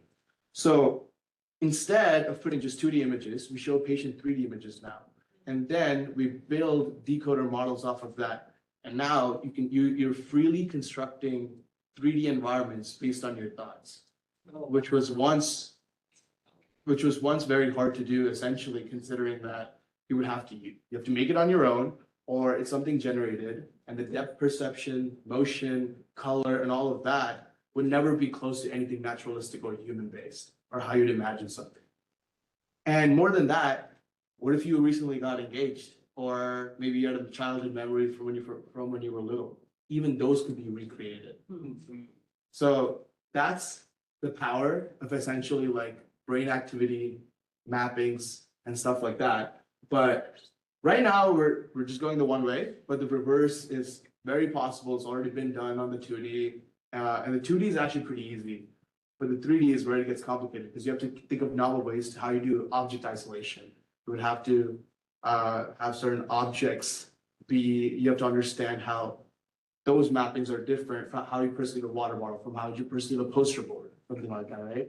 So making that distinction is hard, but that's one way to do it. Another way is this road view version I mentioned, where you can take a 360-degree view and then make someone look 8 times at the 8 different perspectives of the image, and then you have all of that to compute for your decoder model. But yeah, that's kind of it. Wow.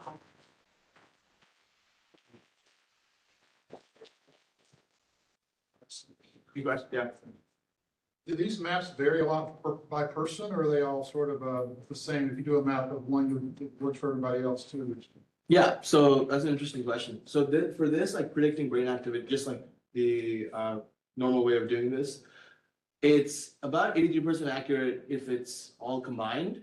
Like, but individually, it's definitely going to be more because it's like based on how you perceive, right? Which is going to could be different from someone else's for finer detail. So it's about like 87, 88% if it's individualized. But it's also unrealistic to like expect that in the future, if you want to make like and let's say like we want to make a generalized model which can now just take fMRI scans of what you're thinking and then generate environments or anything off of that. But it'd be hard if I told you to come into the lab and I'm like, I want to create a specialized brain model for you. I need like 50 hours of your time. Let's create the model and let's make a decoder model off of that. And then let's do it. But who knows? Some people might want that though, especially because that's like we used to have unique fingerprints. Now you have unique brain models. Like that'd be interesting. And that's also pretty risky, but like other things. But I get that kind of, to piggyback off of that, like, you know, how do you contend with bias? Because I would imagine that as you're creating the fMRI scans, each person's brain response may be more intense than others. Yeah. You know, especially when they're thinking of specific objects or things that are relative to them. You know, brain chemistry is a very complex thing, and having a response to it is equally as strong. So like, how are you navigating the bias in the systems from the data sets that you're collecting? Yeah. So currently, I did tell you that we're only doing a virtual cortex, right? So there exist other cortices out there. If you're looking at a picture of a flower, or if you're imagining a flower, there's a high correlation between some of your other senses. Your olfactory cortex, which is responsible for smell and all of that. It's almost like you can smell the flower sometimes, right? In your head, you know how it smells. You know how like a rose smells, right? So additional regions can also be included. But it's also interesting because, as you were saying, some person might have a higher attachment to roses than someone else. So to normalize that, of course, it would be better if it's a generalized model across multiple subjects. But an individualized model would then have a higher chance, if you're thinking of flowers, most always going to be a rose if that's sort of the perception of the smell that you associate it with, right? Because those kinds of patterns are there in the numbers. But if it's a generalized model across multiple patients, then the flower could be very vague. It could be just a flower. The detail gets more as it's more individualized, but it also means that you're losing on a broader general perspective. Yeah, it just seems a little risky if, Yeah. you know, with the generalization there. Yeah. Because especially if you're applying this in, let's say, criminology. Yeah, You know, exactly. you can, you know, you might have a data set that says, you know, this is, you know, it has a high correlation, but, you know, having a 20%, you know, there's that 20% there, that's a pretty big statistical number. Yeah, no, You know? exactly. Yeah. The bias is definitely there, but I think in fields like defense, criminology, or I mean, we've even thought of other applications. It's like if you're interrogating someone, Sure. like, right, about like a place where they hit some weapons or something like that, right? You can like theoretically create it off of what they're thinking because they are thinking of it because you're questioning them about it. But the point also is that there's a lot of details you'll miss anyways. So we're looking for the naturalistic benefit of it, right? We're creating environments that are more naturalistic. But for more applications like that, yeah, it's a little bit more riskier. Essentially, because think about it this way: if I'm taking a picture of you, right, in front of the road, there's cars moving in the background. If I'm looking at the picture or if I'm just talking to you, in my mind, I'm not registering if it's a red car going by. I'm talking to you. You're the focus of my like vision right now, right? And what I'm thinking of. So those details I'm gonna miss. So just like that, humans have bias themselves. They're very focused on the main subject in front of them. It's not like they'll notice if a deer is running much behind or there's like 10 cars going by. Those are details you're just gonna miss. So for now, it's more about creating that naturalistic depth and all of that. But yeah. Yeah. So how does it work like when someone has dementia? And recreating that their childhood or something that they have forgotten about, how did that operate? So the applications in neurodegenerative disorders is more of comfort. It's not really about creating their childhood memories and stuff. For example, a recent case study that they did in the lab is that a patient was thinking about their childhood home a lot, and they didn't even know that because the patient wasn't able to formulate words well, right? So because of a tool like this, they were able to recreate that image, and they knew that personally the image was just a house, right? It's not like that because we were not using that person's. If the dementia patient like 20 years ago made a brain model of themselves and now we're putting those like input in, yes, maybe it would be their childhood home exactly recreated, but it's a generalized model. So all we knew was a house, right?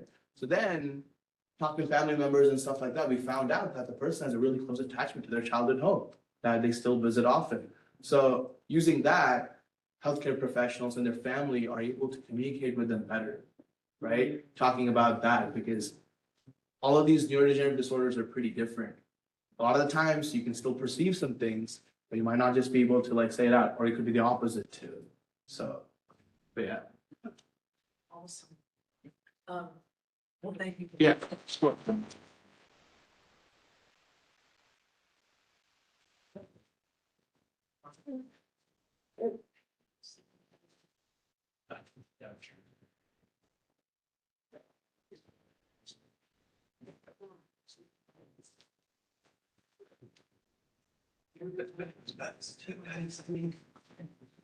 Yeah, because I'll play it when there's like a minute left. Okay, so I'll get you at 900. Yeah. But then you're those five. Yeah, that's part of it.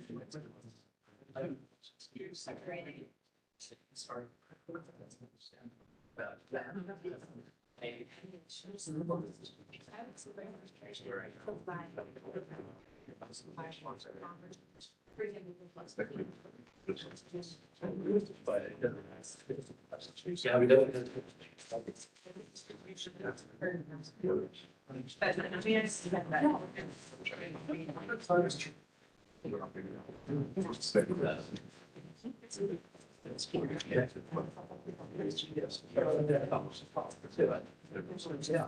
Yeah, I'm turning out the lights.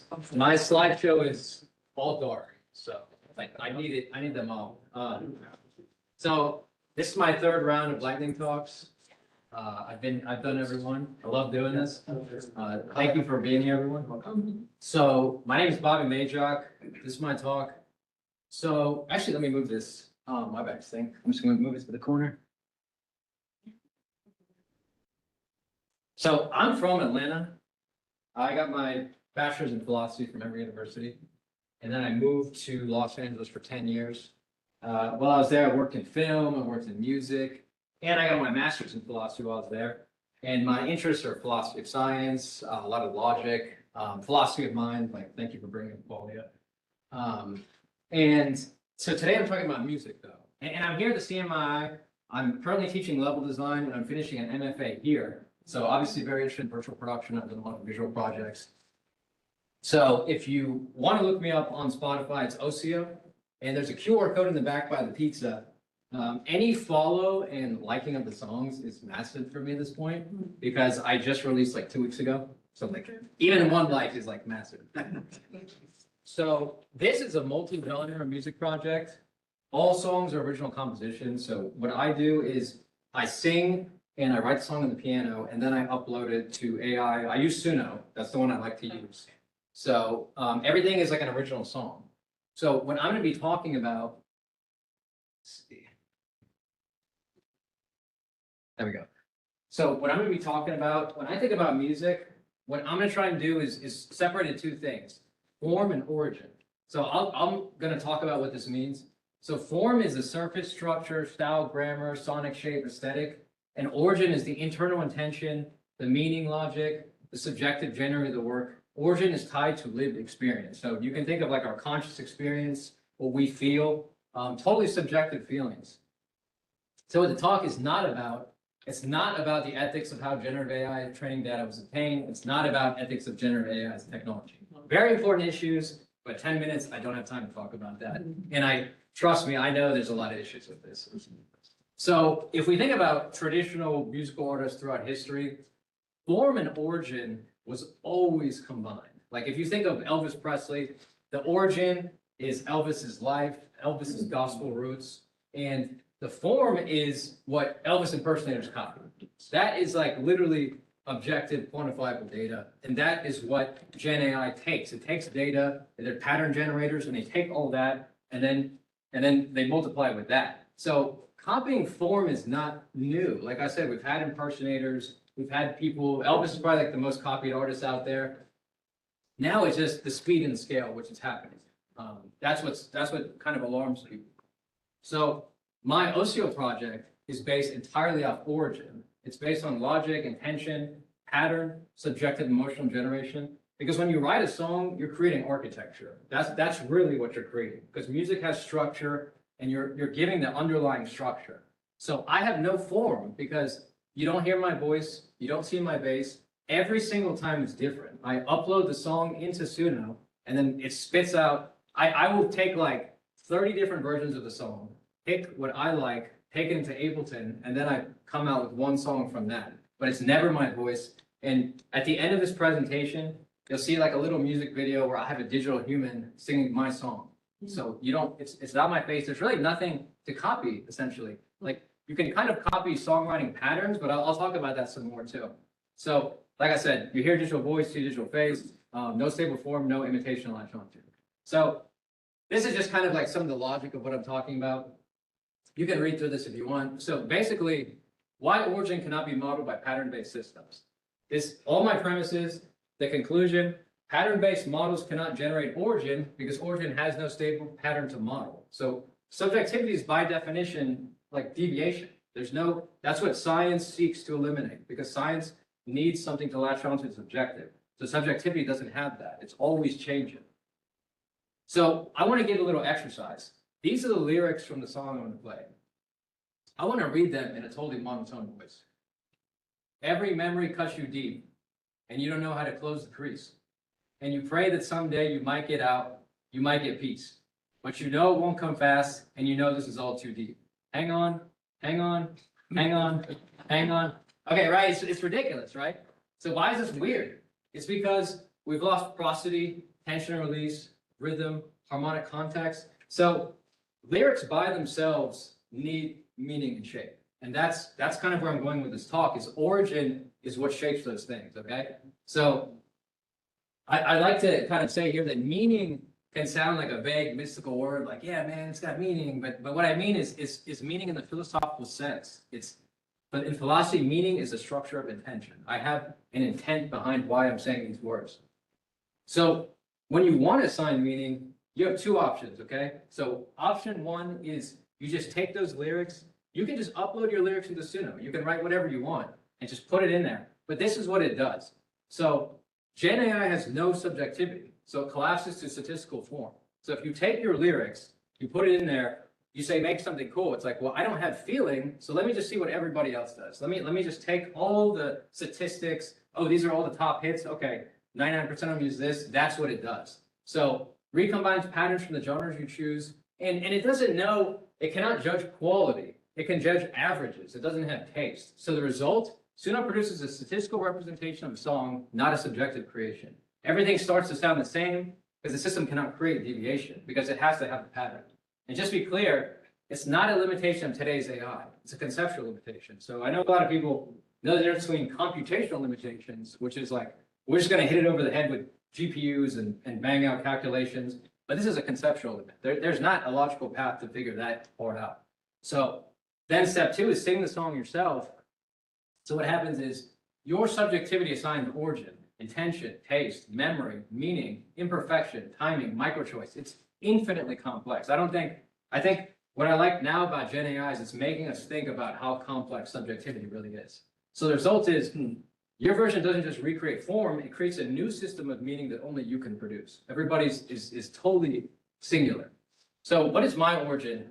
Well, let's talk about other artists' origin, okay? You have Kurt Cobain, you have Bob Marley, you have Michael Jackson. So, one was born in Jamaica, one was born in Washington. One song sings about, don't worry, be happy. Another one, just total chaos, right?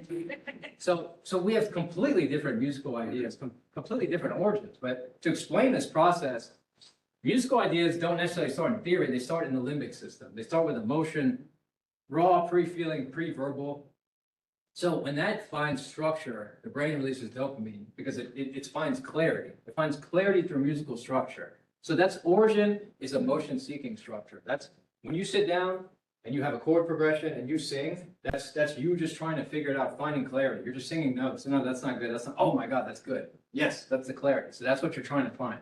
So the other aspect of this, the body shapes your origin because everybody has a different body. So I'm sure you know about different musical registers. There's baritones, there's tenors. So if you think of like Frank Sinatra, it's like a baritone because Frank Sinatra has that warm kind of grounded voice that has, likes to sing in a certain place. But I myself am a tenor. A tenor feels lifted, aerial, searching upward for me. And you'll hear in the song when I sing, I go up because I find emotional clarity going high. And when you sing, when you think about singing, you think high, you think getting the notes up. So that's affects my mental process, a physical and mental process. So now we get to origin performed through a digital body. So when I show you the musical clip, it's an AI generated voice and an avatar. At first, you'll hear someone else's voice, you'll see someone else's face, but I'm going to show my face doing the motion capture data to remind you like, hey, it's me, because this is my DNA in the song. And personally, when I hear the song, it sounds like my song. I'm like, that is my song, I wrote it, all the micro variations, all the timing is there. So the origin begins in me, and the form is a digital body. And like I said, form can be split, form is copied. You might hear Suno songs that sound like Ariana Grande, sounds like Elvis, because form is copied, but my form is always different. It's never the same. So you'll see micro expressions of my face and how I sing. So back to the lyrics, just I want everyone to just take a quick moment, just like read the lyrics real quick and see if you hear a song in your head. So my song is not going to sound like the one you're thinking of. And maybe some of you just, you read this and you're like, this is like nothing. I feel nothing with this. And that's part of it too, because, you know, like we talked about the brain scans, if we did a brain scan of everybody, it would look completely different. Everybody would have a different reaction. That's kind of what's subjective about this. So food for thought. I want you to just think about how every artist could take these same lyrics, assign totally different meanings, infinite variations, infinite emotional worlds. These words don't mean the same thing to everyone. You know, watch my face. I felt something when I wrote it, when I sang it, and that intention is what gets transferred into the digital form. The lyrics and song mean something to me, and that intention is the origin. So you'll see, like, everything I came up with is meaningful to me. So I'll play the demo now.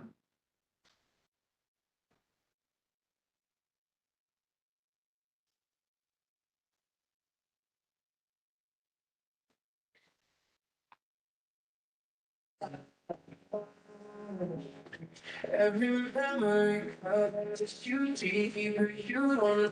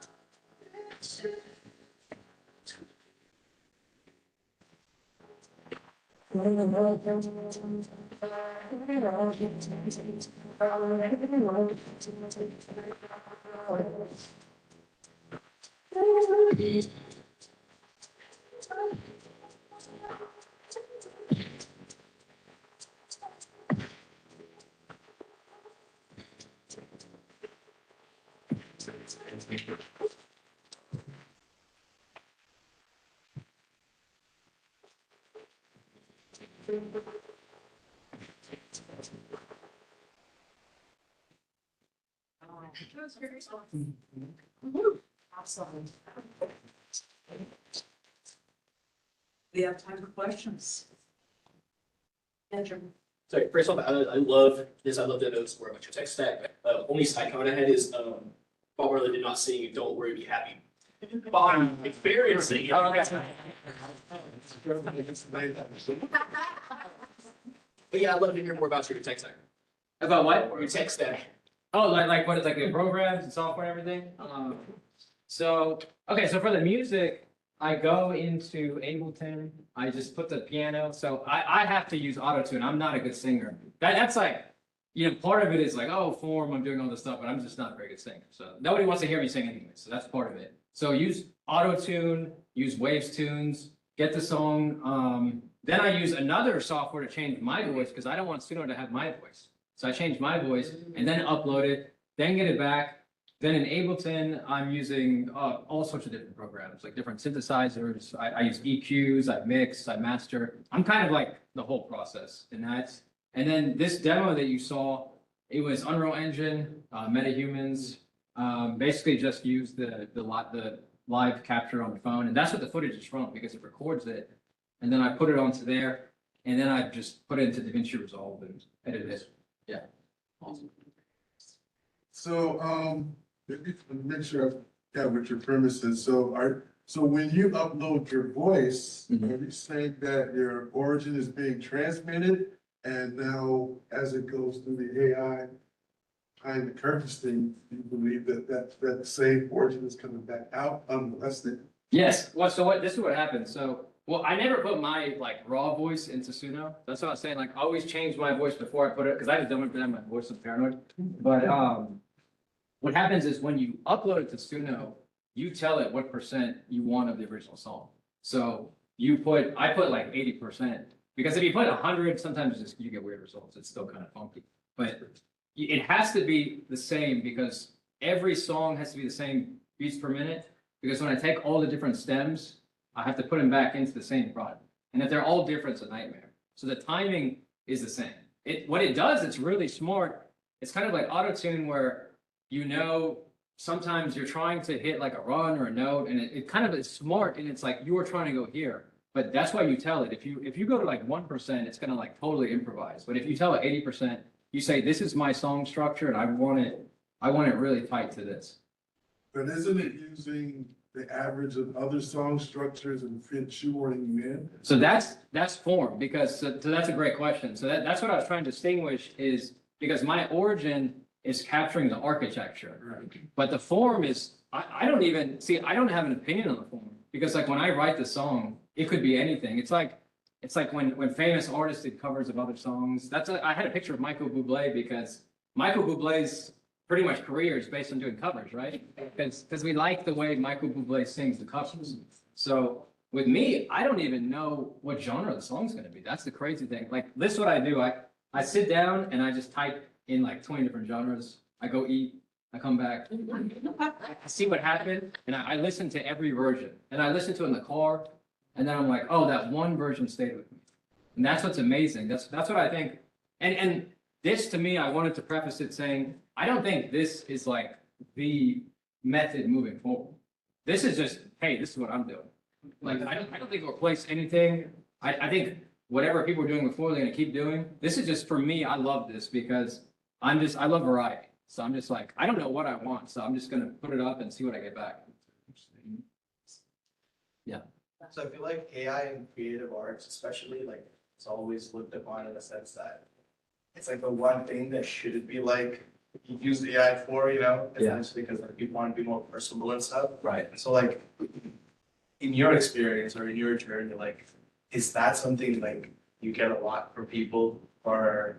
I love that. I love that question because, like, for myself, because my philosophy masters, I got it 10 years ago. So I've always been talking to people about like, what do you think about subjective, subjective split? And people were like, what are you talking about? Like, why are you breaking it down to like thinking about this? But I think what AI showed is there's a shocking amount of creative arts that are objectifiable, deterministic.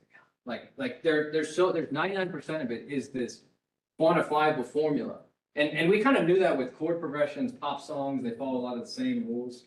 But I've always seen that. And for a philosopher, the subjective, because, and you know, I'm sure human consciousness is one of the greatest mysteries in the world. Like we just don't understand it. We don't know. Like subjectivity is this fascinating topic. And for a philosopher, you always lived in that zone. So for me, it's like, yeah, that's fine. Like copy all this stuff. But the subjectivity is the fascinating aspect of this. Did we have time? Well, we have one last question. Okay. I was gonna say, I was like, I've got that, I didn't get my last question the last 2 times, but. So just like from my perspective, I always kind of say like creativity kind of exists in like, basically like your perspective. Like people always say, think outside the box and like find your corner in the box and use that. Yeah. So I guess I'm not sure if it's a statement or a question more so where I'm like, what do you think as far as like, I always felt like the lack of ability kind of force people to be creative to get whatever that form is out. So it's like we've gotten a lot of renditions of a lot of different things because people necessarily didn't have the talent as others, so they developed their own thing to express themselves. Yeah. Where do you feel like AI fits within that? Like, are you just like this is just kind of something for people to toy around with it and just kind of experiment? Or do you think it'll kind of counteract those things because now people are like, I have access to abilities that I personally never had? I think the latter, because what I think, when I look back at some people who are famous in history, like famous entertainers, I'm like, what a perfect storm of abilities that some people could never even touch. Like some people, they learned to sing when they were a child, then they were taught songwriting and like things that would never happen to anybody. Like my lack of abilities in singing was the thing that held me back for so long. But now with this, it's like, I have a voice, you know, I think it's sound from silence. I don't think it's, I have kind of a corny phrase. I think sound from silence, not silencing voices in the sense that I don't think it's taking away. I think we'll hear a lot more voices. That's my personal opinion. And there's always limitations. We live in limitations, time, space, you know, not to get too philosophical, but we always have limitations. I still have limitations. I mean, this, you know, process is still a pain in the ass, but it's still, the struggle is what kind of brings about the interesting results too. So we can talk more about that. Yes, sir. While Max is setting up the struggle, if anybody has read the Nick Cave book called Fate of the Carnage, it's all about the struggle to create a song. And how art comes out of struggle. Anyway, it's a great book. What book is that called? What's the name of the book? Fate, Hope, and Carnage. Fate, Hope, and Carnage. And now we have Max.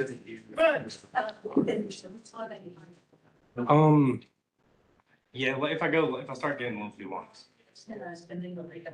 I might end up short, I might end up slightly long, we'll see. Ready? Hey, how's it going, everyone? I'm Professor of Practice Max Thomas. I specialize in virtual production, AI, work with a lot of motion capture. Also run a company called Actor Capture with a few partners here in Atlanta where we do a lot of motion capture for film, television, also virtual production asks like simulcam. Pretty much if somebody wants something fake in a movie, we're pretty much down to try to figure out how we can make that happen. So that's what kind of naturally led me into breaking into starting to work with AI workflows. I found myself in Taiwan in early January, didn't get back till about January 26th to actually start really working with these workflows. So I got an early look at a lot of generative AI tools for basically CG to AI pipelines that are connected to Comfy UI using predominantly open source models. So I basically came right back and was like, oh my gosh, like I've got to learn how to do all this stuff because like it made really perfect sense to me coming from a nuke background and looking at things as a VFX artist and looking at things as a world builder, working with Unreal Engine where almost everything that I used was either came from Quixel or was sourced or created by some other artist or, you know, anything like that. The majority of the time I was teaching game design, you know, at the beginning it was kit bashing anyways. It was like, how can we get students to, you know, build what they can with what they can get access to? And so I started piping in and injecting AI tools like crazy already in the classroom, predominantly Chinese open source AI tools. Not like a little bit of, maybe a little bit of Google Nano Banana since it's gotten good enough and respectable that I would use it. And so today what I'm going to talk about is basically one infinite talk and a couple of different like workflows for using this. We'll cover some image to video workflows. This will cover some video to video workflow, long link workflow, and also talking a little bit about multi-character and the process for being able to work with more than one character with one animate and to be able to control that and basically stack these tools together to get the results that you hope to achieve. So I created a piece starting at about 2:30 this afternoon from scratch, like the whole thing, basically the Laura's trained for the character ran through in Flux, Quinn, and Nano Banana. I allowed myself one revision pass on each image and one revision pass on each video to do this. I got almost like a 6-shot 1-minute sequence. All the audio is entirely AI. Everything's AI. Meant to be more like an Instagram style video. I'm gonna show you that real quick. It's about a minute long.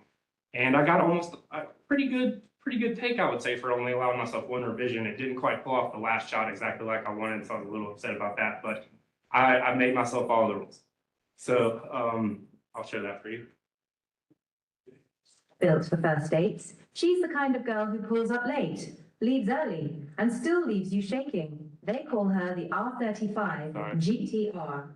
But to me, she's just Godzilla. 3.8 liters, twin turbo, hand built in Yokohama by a man who signs his name like he's crafting a weapon. 6-speed, dual clutch, no mercy between gears. She doesn't purr, she snarls.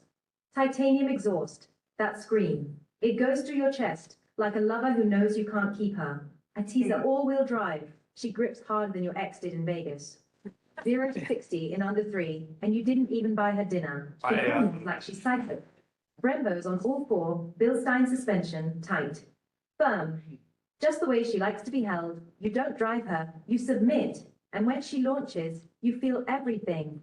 Spine, soul, and sin. She's fast, she's cold, and she'll ruin you for anything slower. This isn't a car. It's a woman you write songs about. And none of them end happy.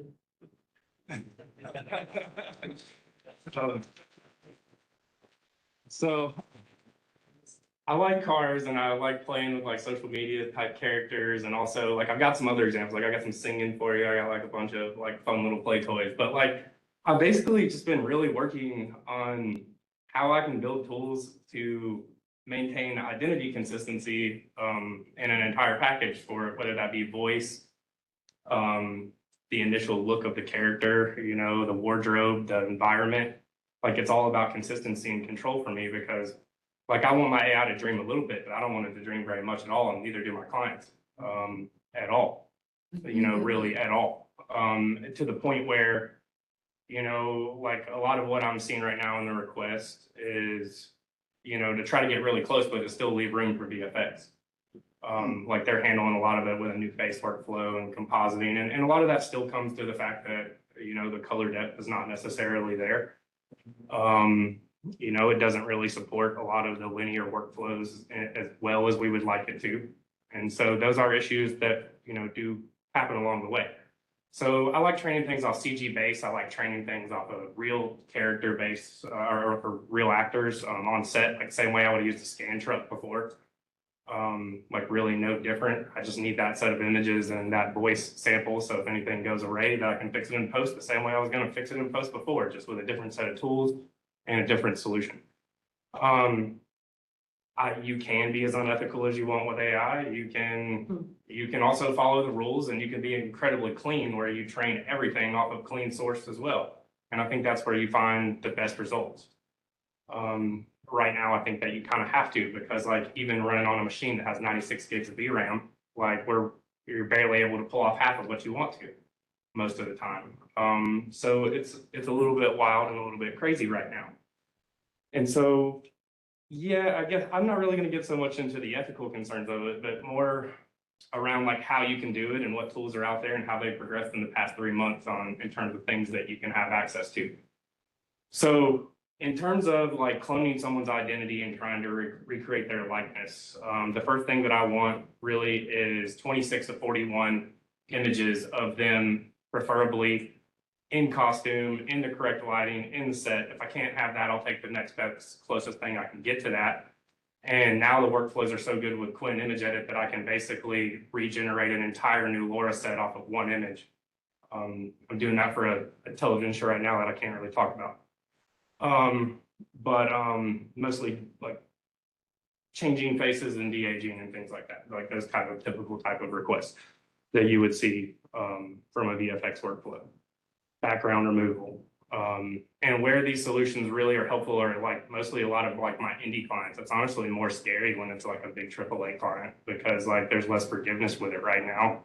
And you have to be so perfect, and you're working with a big name person. So you got to make sure that they look exactly like what they're supposed to, even if you have terrible source. And across like maybe 16 to 20 shots, and everything's got to be perfect, and you can't really make mistakes. And so, I mean, you can and you can't. And then like they love it at first, and then they're unforgiving later. So, but I think you can use as much pure, clean source as you want to drive your AI. In fact, I encourage that to get better results. And the things that I think you need are basically, you know, that high quality audio sample. I really only need 10 to 20 seconds if I'm matching the inflection. But sometimes it's nicer, you know, like if I have honestly maybe like a minute and a half, and then actually like go in and break out the dialogue to what it actually is and train an audio model on that voice for replicating it. I will say starting with a pure AI voice is much harder than a real human. That's still where I like to, and there's multiple ways we're handling this. Like, so for artists, we're like, I mean, our actors, voice actors, whether they be physical or voice actors, for companies I'm working with, they're just licensing people's identities. Sometimes they have like banks of people's identities that they've already licensed, that they have full leeway to do whatever they want to with. And as long as they're paying and it runs within like the legal guidelines of what's okay, then I'm probably willing to push it. And so that's a lot of what I think is taking place. I think that's where people should watch out as young actors getting out there, is what you sign, the contracts you sign, and you know what you agree to be a part of, and how long that they own you for. That's very important, because they're going to hand you over to somebody like me, and I'm going to rip your stuff to pieces in 10 to 15 seconds. So, and these are the tools now that are better than they were 3 months ago, that are getting 10 times better than like later on. So we had originally set up where we just had one basic like audio source, and this stuff works like pretty good. It does have flaws. Now I can do multiple characters.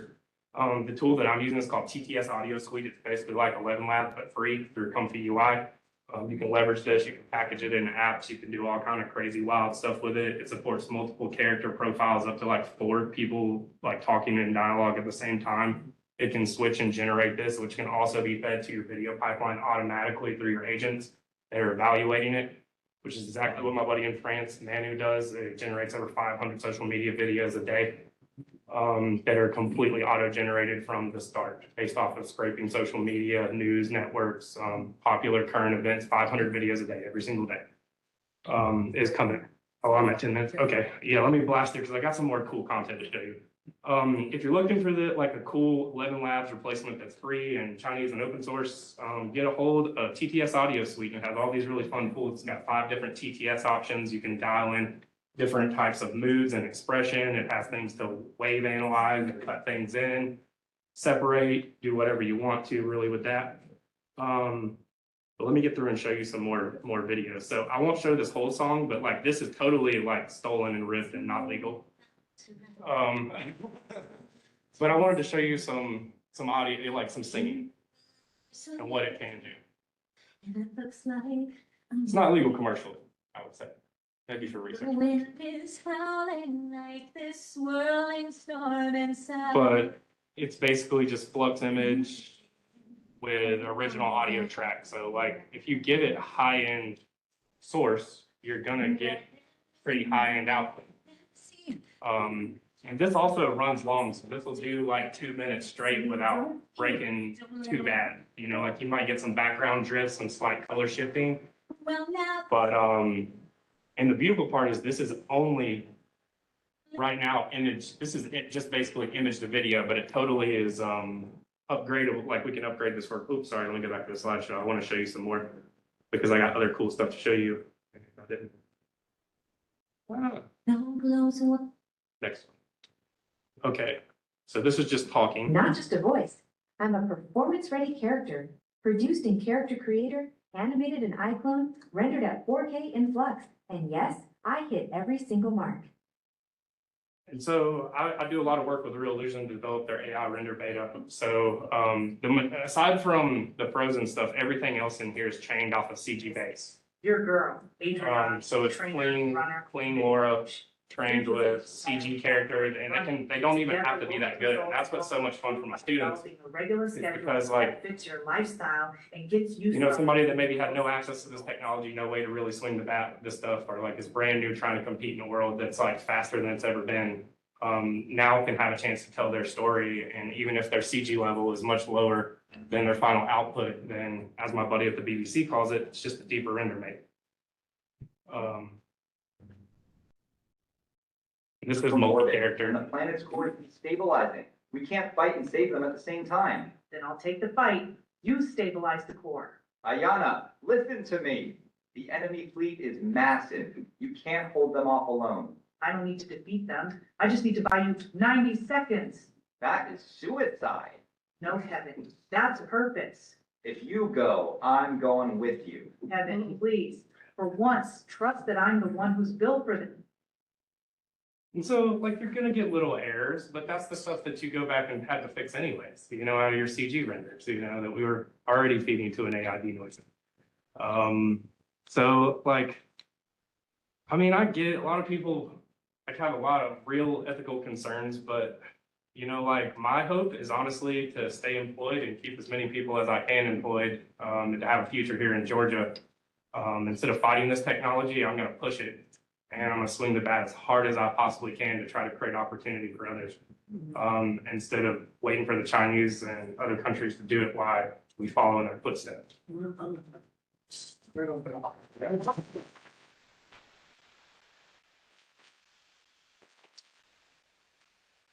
Questions? I want to comment. I think it's great that you are pushing back at the use of AI and not just saying, well, it's coming from my job, let me just either A, do the job, or we need to figure out how I can work with it, but actually trying to develop your skill set, reading always continuously learning. I also think it's really cool. I forgot my other point, but you did a great job. I'll go with that. Thanks.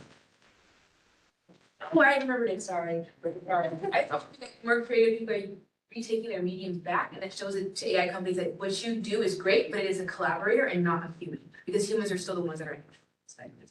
Thank you. So in your opinion, how far behind are we in terms of the use of this technology and its We're playing a penetration into just the general populace in different parts of the world? I think we're playing a different game. We're playing like a high-level corporate structured, cloud-based infrastructure system that you have little control over, and little ability to protect anything that you feed to it at all, period. Whereas what companies like Alibaba and Tencent have done is they've built open source systems that you can run in the middle of a forest if you got the hardware to do so. And so that's the beauty of the system, is like really the thing that you think is bad is honestly probably the thing that is the most clean and the most safe for your intellectual property compared to, you know, like Google. But I kind of like, so like in saying that, like, I really think that this will eventually be the death of IP and the concept of it. Like, I think stuff's just gonna move so fast, and it's gonna be like, people are gonna have to be better than that than to live off of IP. Yeah. So for your data sets that you've created, I noticed with the video of the woman walking, was that was in an ideal scenario is that you have images, whatever you were saying, as far as, you know, details as far as visage, et cetera, clothing, and then also motion capture and 3D modeling, or what's your ideal combination of data for a data set? So I have to work way harder for the CG pipeline than with real humans, to get what I want. Like, if I got a stunt team that can do the performance that they're close enough in body structure to just do a character swap that way, that's honestly more powerful than most motion capture right now. Unless I need, and I run a motion capture company, I make a lot of money off of this. Like, it's depressing to me that I've watched it go away, but I've seen it transition into tools that are more accessible, and that it's basically just became more like a VFX hybrid. And instead of us like, handing something that's like a lower quality that still needs so much touch work, it's just further along in the process. But like, so that video is using depth anything. It's the exact thing that Elizabeth, it's DW pose and depth anything. That's basically using that to drive, and I like specifically also like using a face pass for that. The majority of what I'm doing right now is honestly video to video and CG based like work. But I couldn't really show you all that yet because it's about to roll out in like another couple weeks for Real Vision. So I had to kind of be really careful and selective about what I use today. But I'm actively working on like this for a couple of television shows and also film projects right now that are pretty high level. Like, and all the things are, they're super excited about it. They all want to test up front. They want to see what you can do. And typically, like, they don't really want you to talk about what you're doing that much either, but they're all doing it. So, yeah.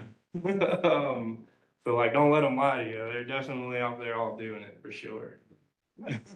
Disney's going to be really dangerous once they have their own models in-house, trained off of all their own IP and content. And they have already channeled all the new minds straight into Fortnite editor to go, so that they can brain mine children. But yeah. So you mentioned 96 gigs of RAM. Like, what kind of machine are you running on your open source models to generate your data? So I'm running on a RTX 6000 Pro that I rent. I'm probably burning about 500 a month in the cloud right now, on GPU rentals every month. I run a RTX 6000 ADA with 48 gigs of VRAM, but it's not good enough anymore. Like, the new Flux 2.0 that just came out, you can't really even hardly run that at 96 gigs of VRAM. You honestly need like a B200, a H200 to even run the model at full weight. So even the 96 gigs of VRAM card is not good enough. Is Yeah. runtime still better than, Comfy Cloud? Comfy Cloud I think is really popular. I haven't played with it too much. I use a lot of RunPod just because all my stuff is already set up there right now. So I'm still kind of ingrained into that system, and you know, it's decently affordable at $1.83 an hour on the GPU rental plus the storage. But there's lots of other solutions. But like I will tell you straight up, like on the video project I'm about to work on, I will probably end up with a local RTX 6000 Pro because the production company want to allow it to be ran on the cloud. Just to make a comment, I'm in Max's class and I have liked using RunPod a lot. And became cloud, used Company Cloud since it launched during the semester. It's awesome, but Max will tell you 100 times over, most of the nodes that are super awesome and custom that people are suggesting workflows on, especially on like the YouTube people, most of those nodes aren't available in cloud yet. You can there's even a button to request them now as you go down. But a lot of the really cool workflows that you show me, I still have to use in RunPod to get the complexity and get the same number of passes. Yeah. You can almost do it. It's like this close. You can, so it's the problem is like some of the stuff is so like new and fresh that they have it on like different branches, or it's like basically where somebody else has rebuilt another version of it. Like that's what happened with Chatterbox. Like I lost my TTS for like 2 weeks. I didn't know what happened to it, but what happened is like TTS and Chatterbox and T5 and I think it's like Index or something like that. There's another one in there. There's like 5 of them. But they all combined into one new program called TTS Audio Suite. And then they just wiped their original ones and they weren't working. So I was like totally finished. But teaching in the classroom is crazy. Like I got students running RunPods at like all levels. They're learning cloud computing, they're training LoRa's, they're doing image generation, they're doing Meshy. And some of them love it, some of them hate it. But like whether they love it or hate it, they know a whole lot more about it now. But I love it. I've had a lot of fun with it, and you know, I want to play in it. Like I've had so much fun, like getting into. I feel like I had just broken into the film industry whenever everything kind of crashed here. Like I was on my 3rd movie, and you know, my company was growing, exploding, doing like really crazy stuff, and you know, like I couldn't let somebody take that away from me. So I'll do whatever it takes, whatever workflows, whatever processes, continue to push it forwards and hopefully keep industry here in Atlanta.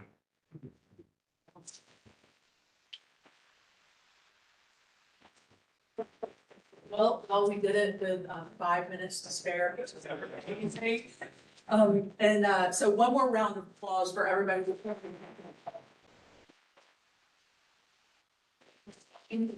For this long and intense time. Anyone who wants to eat more pizza can, or drinks, soft drinks in the refrigerator or out here.